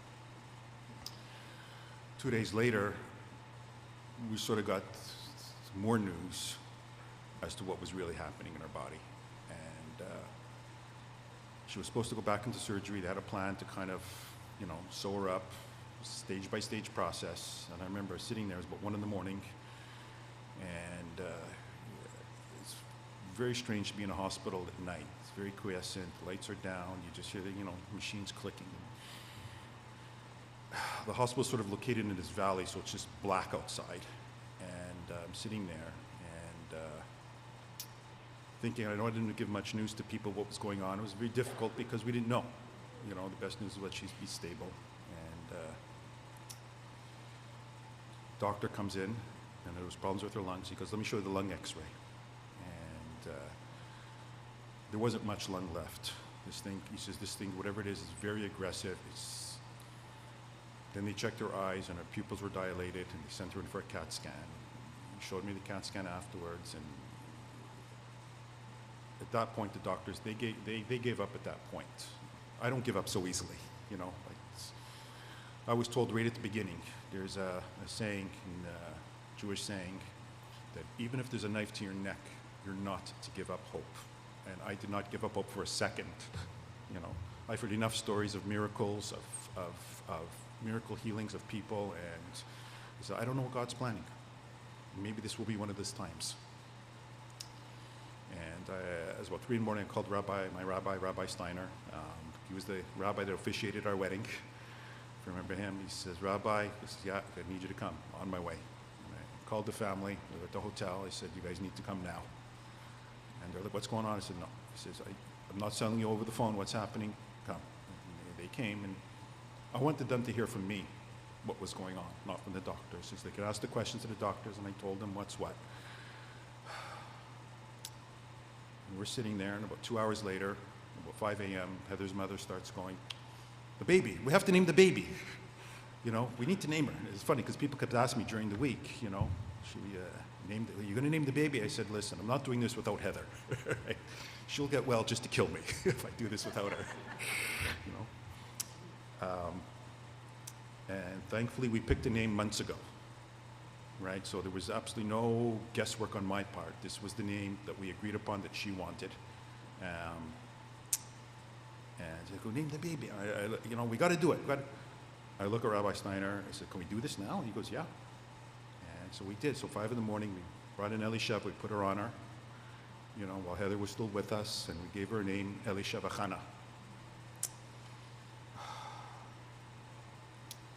A few months earlier, she asked me, she goes, we're at a friend's house, and they had a daughter named Elisheva, and she goes, what do you think of the name Elisheva? It means God is my oath. And I just said, that's the name. And that's something that was reflective of how we lived our lives, what we believed in, and how important it was to us. And within 5 seconds of that, I started thinking of the story of Chana. And for anybody, anybody may not be familiar, Chana lived around, I guess, about 3,000 years ago. And she prayed what I just read or learned, I think something like 19 years to have a child. And as the story goes, she went up to the temple in Jerusalem, and the high priest saw her praying, thought she was drunk, and wanted to throw her out, as it were. He was mistaken. You know, she was actually at a higher level than him. And I said, no, I'm aggrieved. And he said, no, just go in peace. Hashem has heard your wishes. God has heard your wishes, and you'll have a baby. And she dedicated that child to God. And that child was Shmuel, or Samuel, was the first prophet. And so I thought about that. A week later, she comes to me. She goes, we have to have the name Chana in there. Now, Chana was the name of her grandmother, and she was very close. And it was actually a very big piece of her journey. And not just close, you know, when her grandmother passed, and she just said, you know, got to do something. And so she did. And at that time, she wasn't religious at that time, and she started going for learning in classes. And ironically, 2 years later, it was 2012, she became fully religious, fully Shomer Shabbos. Ironically, that was the year myself, I was in a marriage before that I filed for divorce. It's just one of the many, many connections that we had, you know. It's, just as a side note, you know, we joked, there's sort of a common wisdom that, you know, looking for a partner, a life partner, you know, make a list of 10 things. And if you get 5, you're lucky. If you get the top 5, you hit the jackpot. And with us, it was like, make a list of 100. We had 99. The top 99, you know. Every time we spoke, there was like another connection. I just couldn't believe it. Like even as I find out, my cousin Maya, who's here, you know, one of her best friends is one of Heather's students, you know.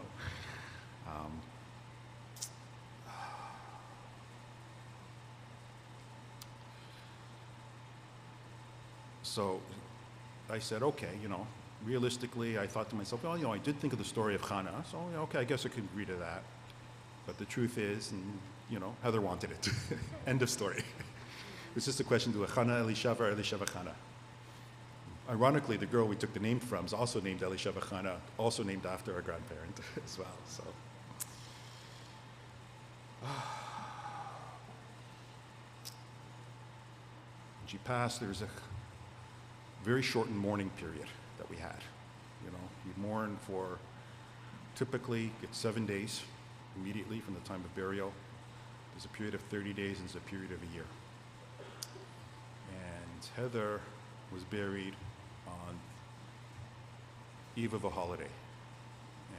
And people said things to me, go right to Gan Eden, right into Olam Haba, directly from that. I said, no, I want to look into it. I want the source. And we looked it up. You have to merit being buried at that time. It's not by accident. There are no accidents here. I will tell you, when I walked in to the funeral of the Levaya, I was flabbergasted when I saw, I always said it best, this room never gets full. Heather, I don't know if people, whoever has watched it would have seen it, it was wall-to-wall people, standing room only.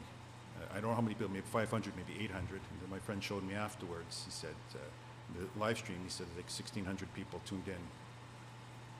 And anywhere from 2,100 to 2,500 people watched. And, if you really want to know the truth of somebody, that's where you find it. And it's just, I literally said to myself, who am I married to? Just thinking to myself, I met this simple, modest woman, she had an uncomfortable bed, table and chairs, used table and chairs, a futon and a coffee. Those were her possessions, high school teacher. And whoa, she's larger than life, almost. It's just incredible, I'm still wrapping my mind around this. I remember, just after she passed, my friend was talking to rabbis, and he had interesting, deep, spiritual concept, and we looked into it a little bit further with another rabbi, big rabbi in Jerusalem. He just said, look, he says, don't look into the ways of Hashem. And as I learned this past week, I came in, I took the chance to go to Borough Park to meet with a rabbi, and he asked my questions. He said, the depth of judgment, and he was saying this from one of his own experience, is so deep. Everybody here, even everybody here today, you're impacted by her. You were part of the equation of what's happened and what's going on. He says there's no way to really understand it all. It's just none. He said just keep walking with God, raise this child, know that God is with you, and He is, very much so, and I have so many blessings around me. Like the community has just been amazing. The number of people have stepped up. My family, one of my cousins takes care of Elisheva during the week, and I'm there. There's another friend that comes, spends a couple hours in the morning. Even when she was in the NICU, they had to make some accommodations for me because I can only be half there. Even if I'm fully there, I'm not all there. He said we arranged to have an extra 4 people to be able to go through, and even the nurses said that this kid gets held more than anybody else.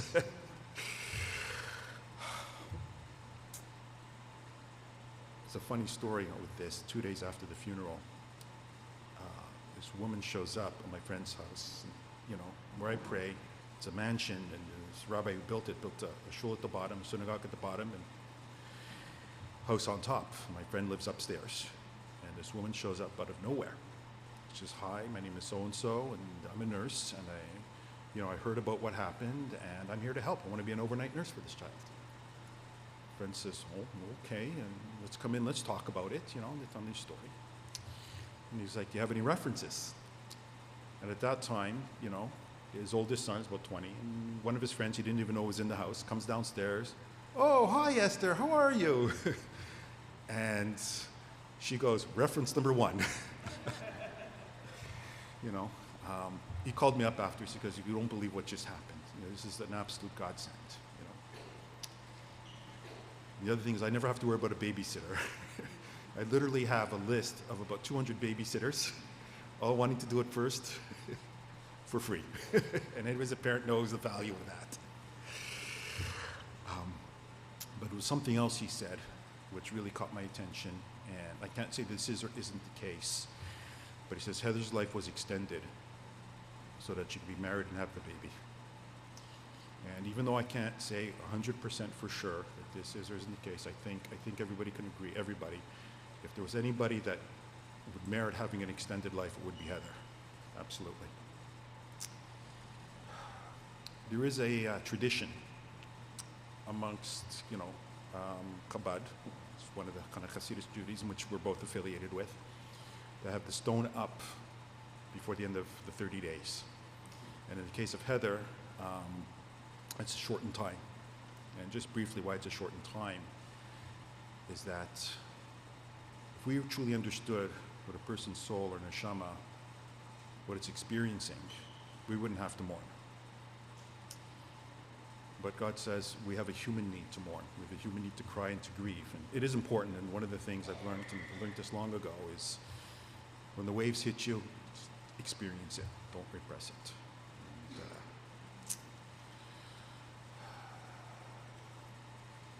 And there were some challenges being able to get it done.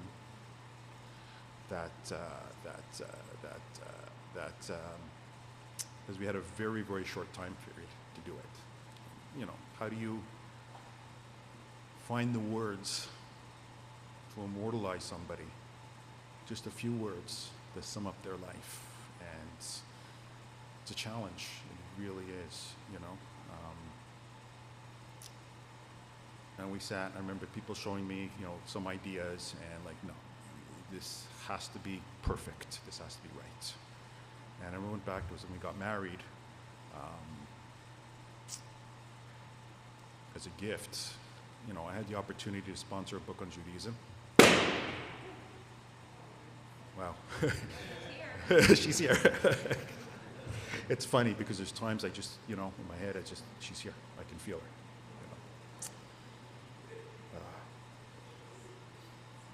Just as a side point, I know people just before the Levaya, people were saying to me, you don't have to speak. People understand. I said, no, I have to speak. I want everybody to hear from me. But more importantly, Heather would always tell me how proud she was of me. And I wonder, it's a high bar to live up to, but I felt it was important that I do it for her honor. And also to get the stone, it was very important that I had for her honor to have it up in time. Anyways, I went back. There was a book that I dedicated to her as a gift for being married. Even when I gave it to her, she was so deeply touched with that.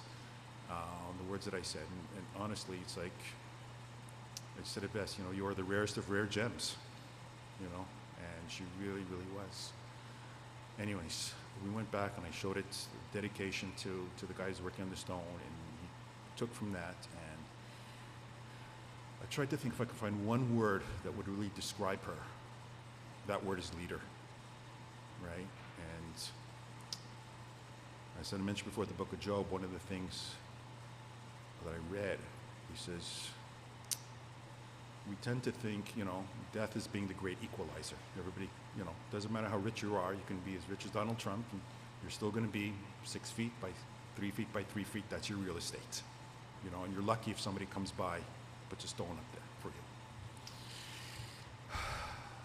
But truthfully, the truth is, life is the great equalizer, and death is the great divider. Anybody can achieve anything in life. All it takes is hard work and dedication. You set your mind to it, you can achieve it.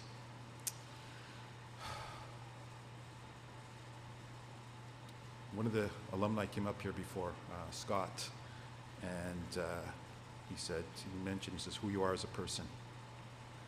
And all I can think of, and it's a lesson I learned long ago, my first encounter with trusting God, as it were, Bitachon, talked about who you are as a person is the most important thing in this world. And that is the only thing you take with you to the other side. And you're lucky if you can have an impact in this world, and you're fortunate. And Heather's impact, I don't even know how to describe Heather's impact. It's like, I remember being in Alaska on this camping trip, and we're on the lake, and the lake, when it's still outside, is like this mirror. And it's like this giant boulder just going sploosh right in the middle, and these waves, and I see it,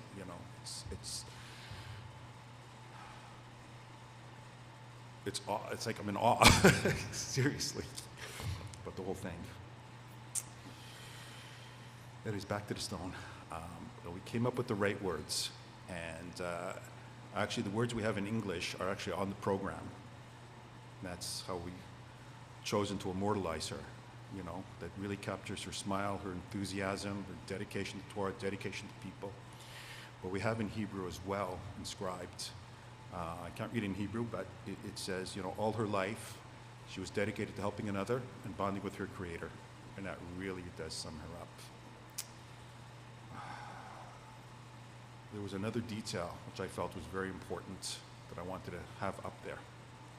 And I remember I was talking to my friend saying, you know, I don't know what to put on, don't know what to put on. He goes, let's go through the Torah, let's go through the Bible. Maybe we'll find something that will describe. So of course, you know, the one story I said, let's start here. And that is the story of Hannah. And thankfully, I don't know who brought this in, but I'll read to you sort of what we put on there. And even when when I told about it to the guy doing the stone, he says, you know, we really can't just put prose on a stone. There are certain rules, you know, but let me think about this. And he was able to incorporate this. And I remember I opened it up and I read like the first line, second line, I said, this is it. So if you just bear with me for 1 second here, if I can find it.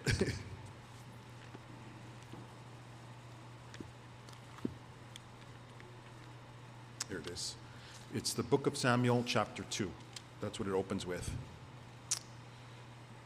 Not Samuel 2, sorry.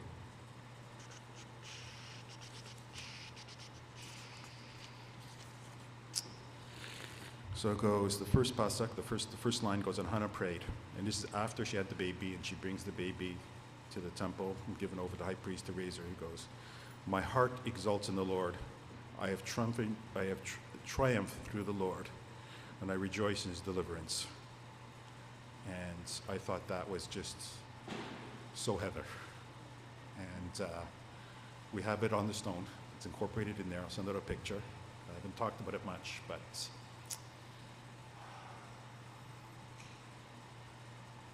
I felt it was very important to have it up there for a few reasons. One, it really connects her with the story. And this is actually from the song Chana, which is one of the 10 songs of Judaism. It's very, very important. Connects her with that. But it also connects her back to her past, to her grandmother, and connects her to her future as well. I just felt it was just so important. The next hurdle we had to do with the stone was the foundation. Now, our rabbi just acquired the land, so there's no foundation for the stone, and it takes several weeks to get up there. And I remember people telling me, you know, it may not happen, it may not happen. I just said, look, if God wants this done, it's a done deal. Don't worry about it. And anyway, so the guy doing the stone says, I'm going to call the rabbi and see what we can do. No promises. And he calls up my rabbi and he says, okay, let's see what we can do. And he prepares his case, because Heather is the first person to be interned in his section. Call the guy that's in charge. Actually, before that, I want to point out one other thing about the stone that just kind of hit me, and you'll appreciate this. I was looking at the templates, and I go, there's no punctuation. And the guy goes, no, we don't put punctuation on the stone. And he stops and he thinks, and he goes, she was an English teacher, right? I go, yes. I'm going to put punctuation on the stones for her. So he did. So the rabbi prepares his case, and he calls up the guy. And as the story goes to me, he tells me, he goes, the guy answers, he goes, oh, Rabbi Steiner, I'm so glad you called.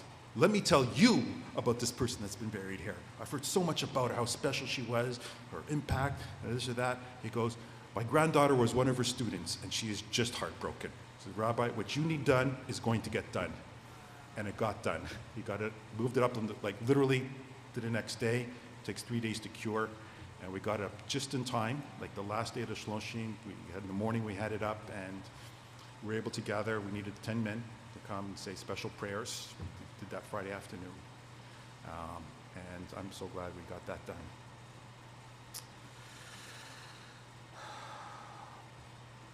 Her impact.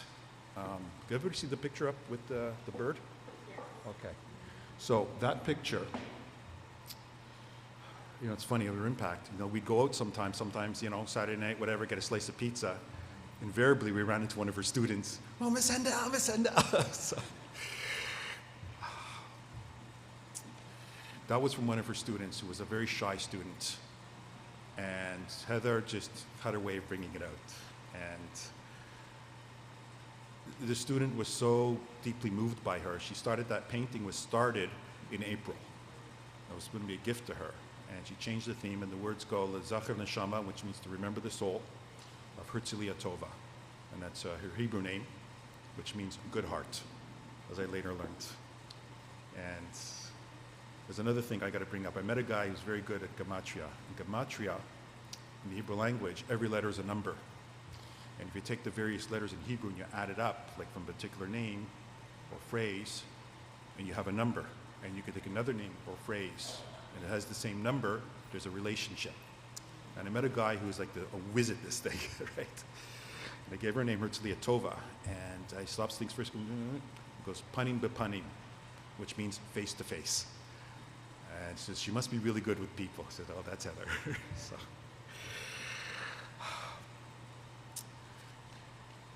One of the students, we say, is an expression, and it comes from Ethics of the Fathers, that the wicked are dead even when they're alive, and the righteous are alive even when they're dead.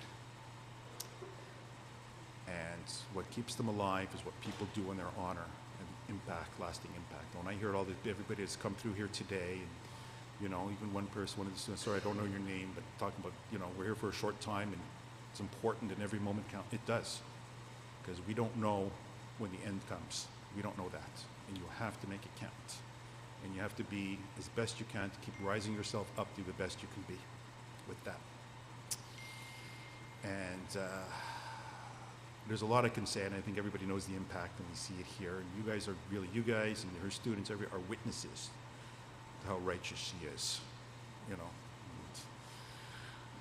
And anyways, what they did at one of the schools, they have an initiative to do mitzvahs, or good deeds, in her honor. And they've come up, they tell me some of the things, and one of the things recently that just came up, and they had a school meeting, you know, with everybody, and they said this is one of the initiatives, and they wrote a letter, and they sent it to me just a few days ago. And I think this letter really just says it all. I'm going to read it. I'll try to do it without crying. Hi, everyone. We hope you all had a great Sukkot break. We wanted to take a moment to focus on somebody who means a lot to each of us and our school, Heather Hendel. Zerchona Labracha. Also known as our Mrs. Hendel, was a teacher in Olpana last year. She taught English to us as well as other grades in the school. Although some of you may not know Mrs. Hendel or did not have the opportunity to know her, for those who did know her, you know how much of a lasting impact she had on the school and many individuals. She was so much more than a teacher to us. If we can describe Mrs. Hendel in one word, it would be happiness. Mrs. Hendel moved here last year after just getting married, where she continued her passion for teaching to Ulpana and Tiferet. And by the way, one of the things she loved about Ulpana was right across the street. Literally, walk out door, she was there. Ulpana and Tiferet. She always came to class with a smile on her face, looking forward to the class ahead. Despite not knowing anybody, moving to Toronto from New York, Mrs. Hendel fit right into the Ulpana environment. Not only did she have a passion for teaching, she truly cared with each and every one of us and made sure we all grew to be the best we can be. There was never a dull moment where Mrs. Hendel was not smiling, whether it was just sitting in class, walking in the halls, or holding the door open for teachers and students. A smile was always on her face.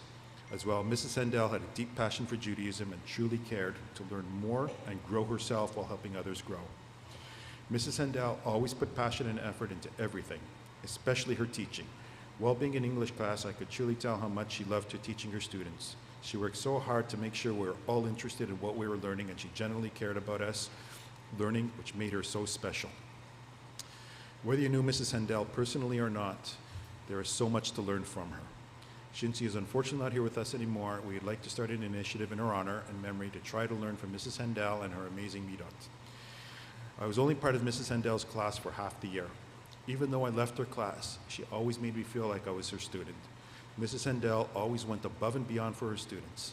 My favorite part of my day was running into her in the hallways. Even though she was busy rushing to her next class, She always had time to say hi and generally wanted to know how my day was going. She was a teacher who saw her students and formed deep connections that I will always cherish. Over the course of the year, we've had the privilege to have learned so many valuable lessons from Mrs. Handel, so we thought it would be a good idea to choose a book that has values that Mrs. Handel emulated we can all learn from. We can all learn one lesson a day every Monday before davening, prayer. The book that we chose is called Ahavas Chesed, which means loving kindness, by the Chafetz Chaim. Now, just so to explain, the Chafetz Chaim was a really, really high rabbi around the turn of the century. His stature, I would say, would be above that of the Rebbe, which probably everybody's familiar with. And we chose this book for various reasons. The Torah starts and ends with Chesed, and this is a value that Mrs. Handel embodied so strongly. Back in New York, Mrs. Handel would do Bikur Cholim, which is visiting the sick, at hospitals every single Shabbos without fail. Not only did she do Chesed, but she taught everyone around her how to love Chesed. She never complained. She always did it with a smile on her face, a true example of Ivdu es Hashem b'simcha, which means to serve God with joy. B'ez Hashem, with God's help. In learning this book, we'll give Mrs. Handel's neshama, her soul, an aliyah, which means to rise up. And we'll all grow in our avas chesed in honor of her. Yes, in conclusion, I just want to give everybody here a blessing, that we don't know how much time we have. And may we use the time that we do have effectively. And with that, thank you.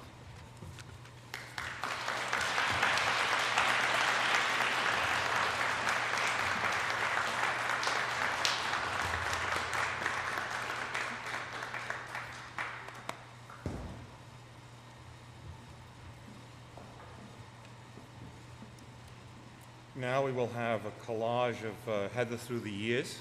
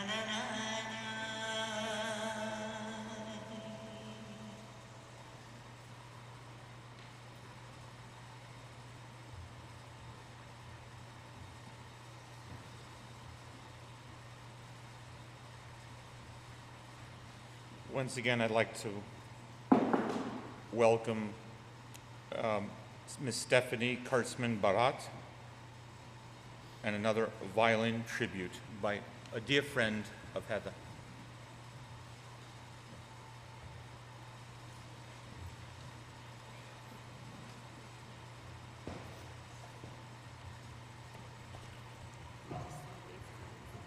Stephanie will be playing two songs. One will go into the other. The first is Vizakeni, which deals with children. Okay. She's going to be doing Eitz Chaim Hila Machazikim Ba, a tree of life for those who grasp it, and for all those who are blessed. And we know about Heather's incredible love of Torah, incredible love of life, and bringing her radiance into every room that she walked into. Vizakeni, the other idea we had in mind, is children.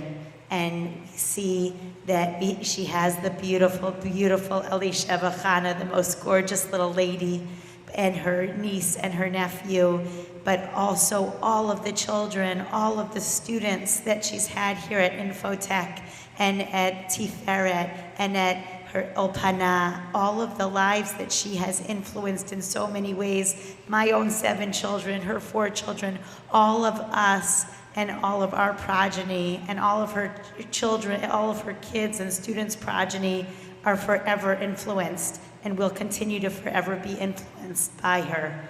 And the second song that Stephanie will do is Tov Lehodot Lashem, which talks about gratitude. And Heather lived every minute being grateful to others, showing gratitude to others.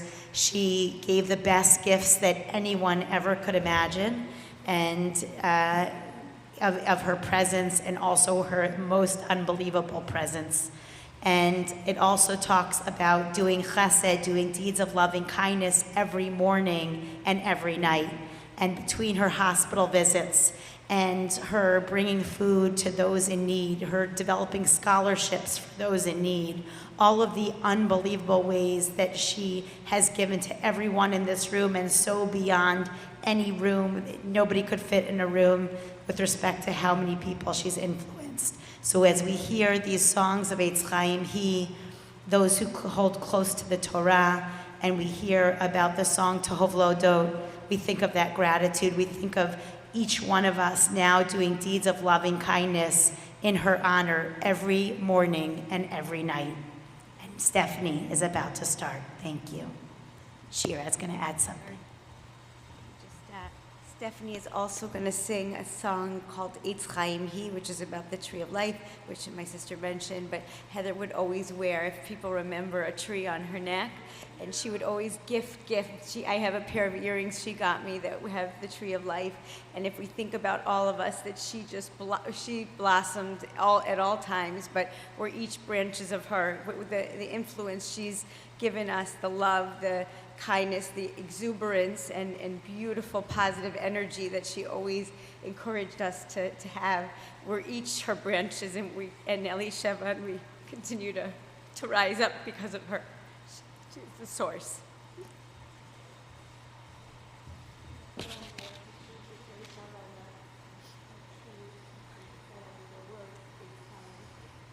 And she walked down to Tov Lehodot with Lauren. So what a very special way to end today.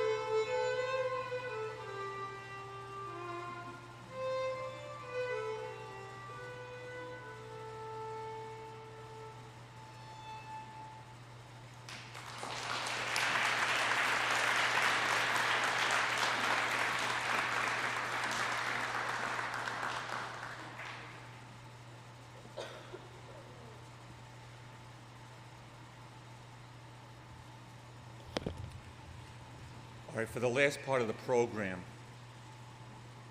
various people will come up and read Sonnet 18. I think what's best is if we line up back here in order, and we can read our verse and go towards the edge of the stage so that by the time it's finished, all of us will be on the stage together.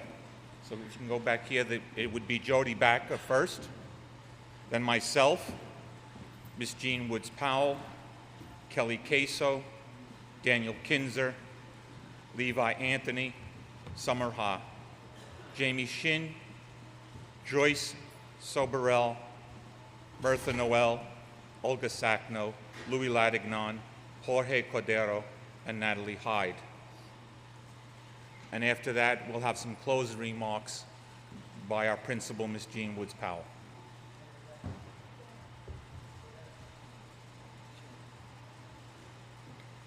Shall I compare thee to a summer's day? Thou art more lovely and more temperate. Rough winds do shake the darling buds of May. And summer's lease hath all too short a date. Sometime too hot the eye of heaven shines, and often is his gold complexion dimmed.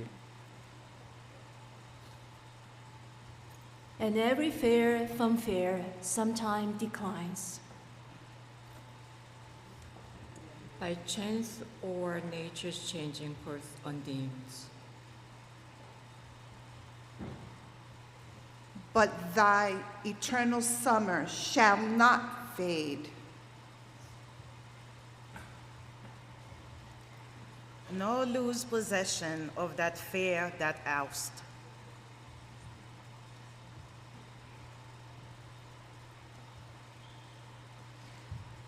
Nor shall death brag thou wanderest in his shade. When in eternal lines to time thou growest.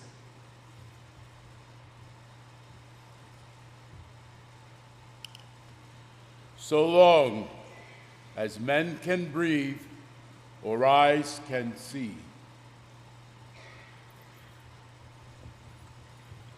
So long live this, and this gives life to thee.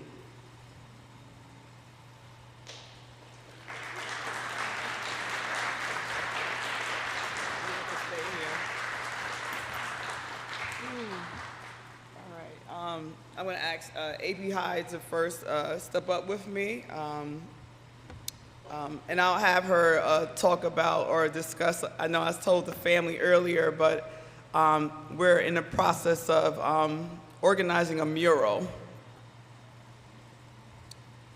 The mural we will send to, it's in its infantile stage, and we will send you the sketch, because it begins with a sketch. And it's it's a picture of Heather in the middle, and all the quotes that Heather so believed in. It's still on her MissCon.net webpage. You can find it there. Students will be a part of this. So art takes time, and we want to, as her husband said, Lauren, you know, we want to be perfect. We want everything to be perfect for her. So we'll let you know. I know Jody is also, I don't know where she she stepped out.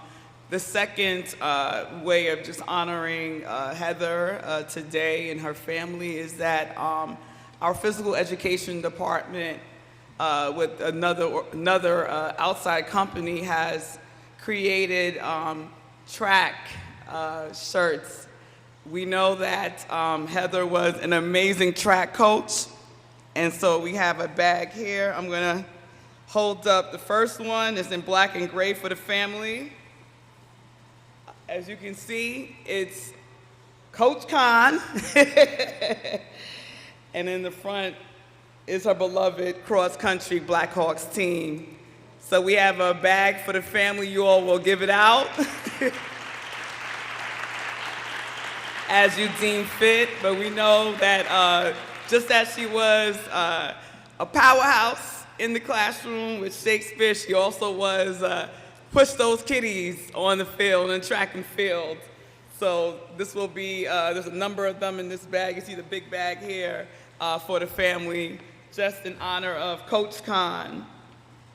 And I know Jody also has something else that she wanted to bring up. But just in closing, I'm not going to be long. You know, the celebration of Heather, there goes Jody, she's coming now. Just this time to reflect on such a beautiful life, a life that was full of love, energy, enthusiasm, a spirit of generosity. I know so many of us up here, this is the staff that you see up here. We are forever changed because we served with Heather. Heather challenged all of us to be our very best. And I hope that you find solace in that today. To the family, to obviously our alumni, staff that used to work here, staff that currently works here, everyone that is here, even online, I hope you find solace and comfort in knowing that once again, Heather's dash was vibrant. She lived out her purpose. She served well. I don't think anyone here can say she lost or did not find her calling. She sure did. She sure did. And I hope that challenges all of us to live a life of love, a passion, to really think of every day, as Heather did, as a party. Every day was a party. With a time to celebration and a time to really be, just understand the sense of gratitude that she did, that she brought. And I'm gonna miss, I know, you know, so many of us here, but I'm gonna miss our sister, our friend, our everything. So thank you for this time. I'm gonna have Jody come up because she's gonna end it. Jody, are you here? I saw you. Oh.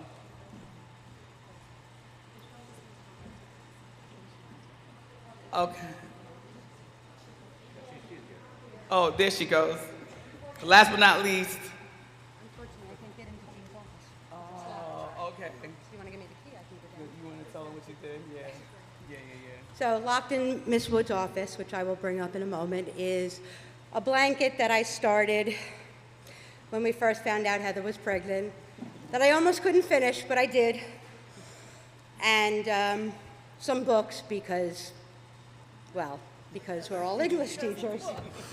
And just something that I wanted for Elishiva to remember, a silver heart necklace, open heart, and in the hearts are some Jewish stars, just so that she could keep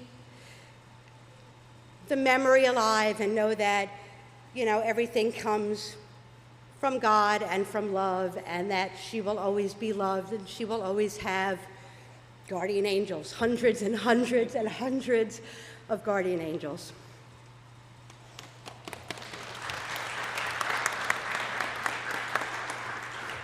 So at this time, we have refreshments down the hallway. Just a time for us to further break bread together, spend a few minutes just in community. Also, I'm going to ask some of the students before the afternoon is over if you can take the family to her classroom. They need to go to room 232. Her kingdom, her queendom.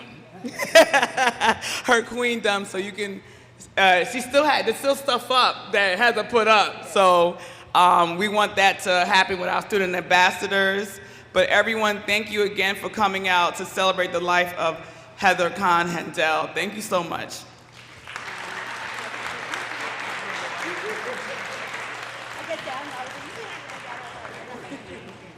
I don't realize this was in my office. Yeah, and you know, the custodian didn't have it. No. I didn't want it to start trying to figure out how to unlock your door. And I don't know where Lisa is, so.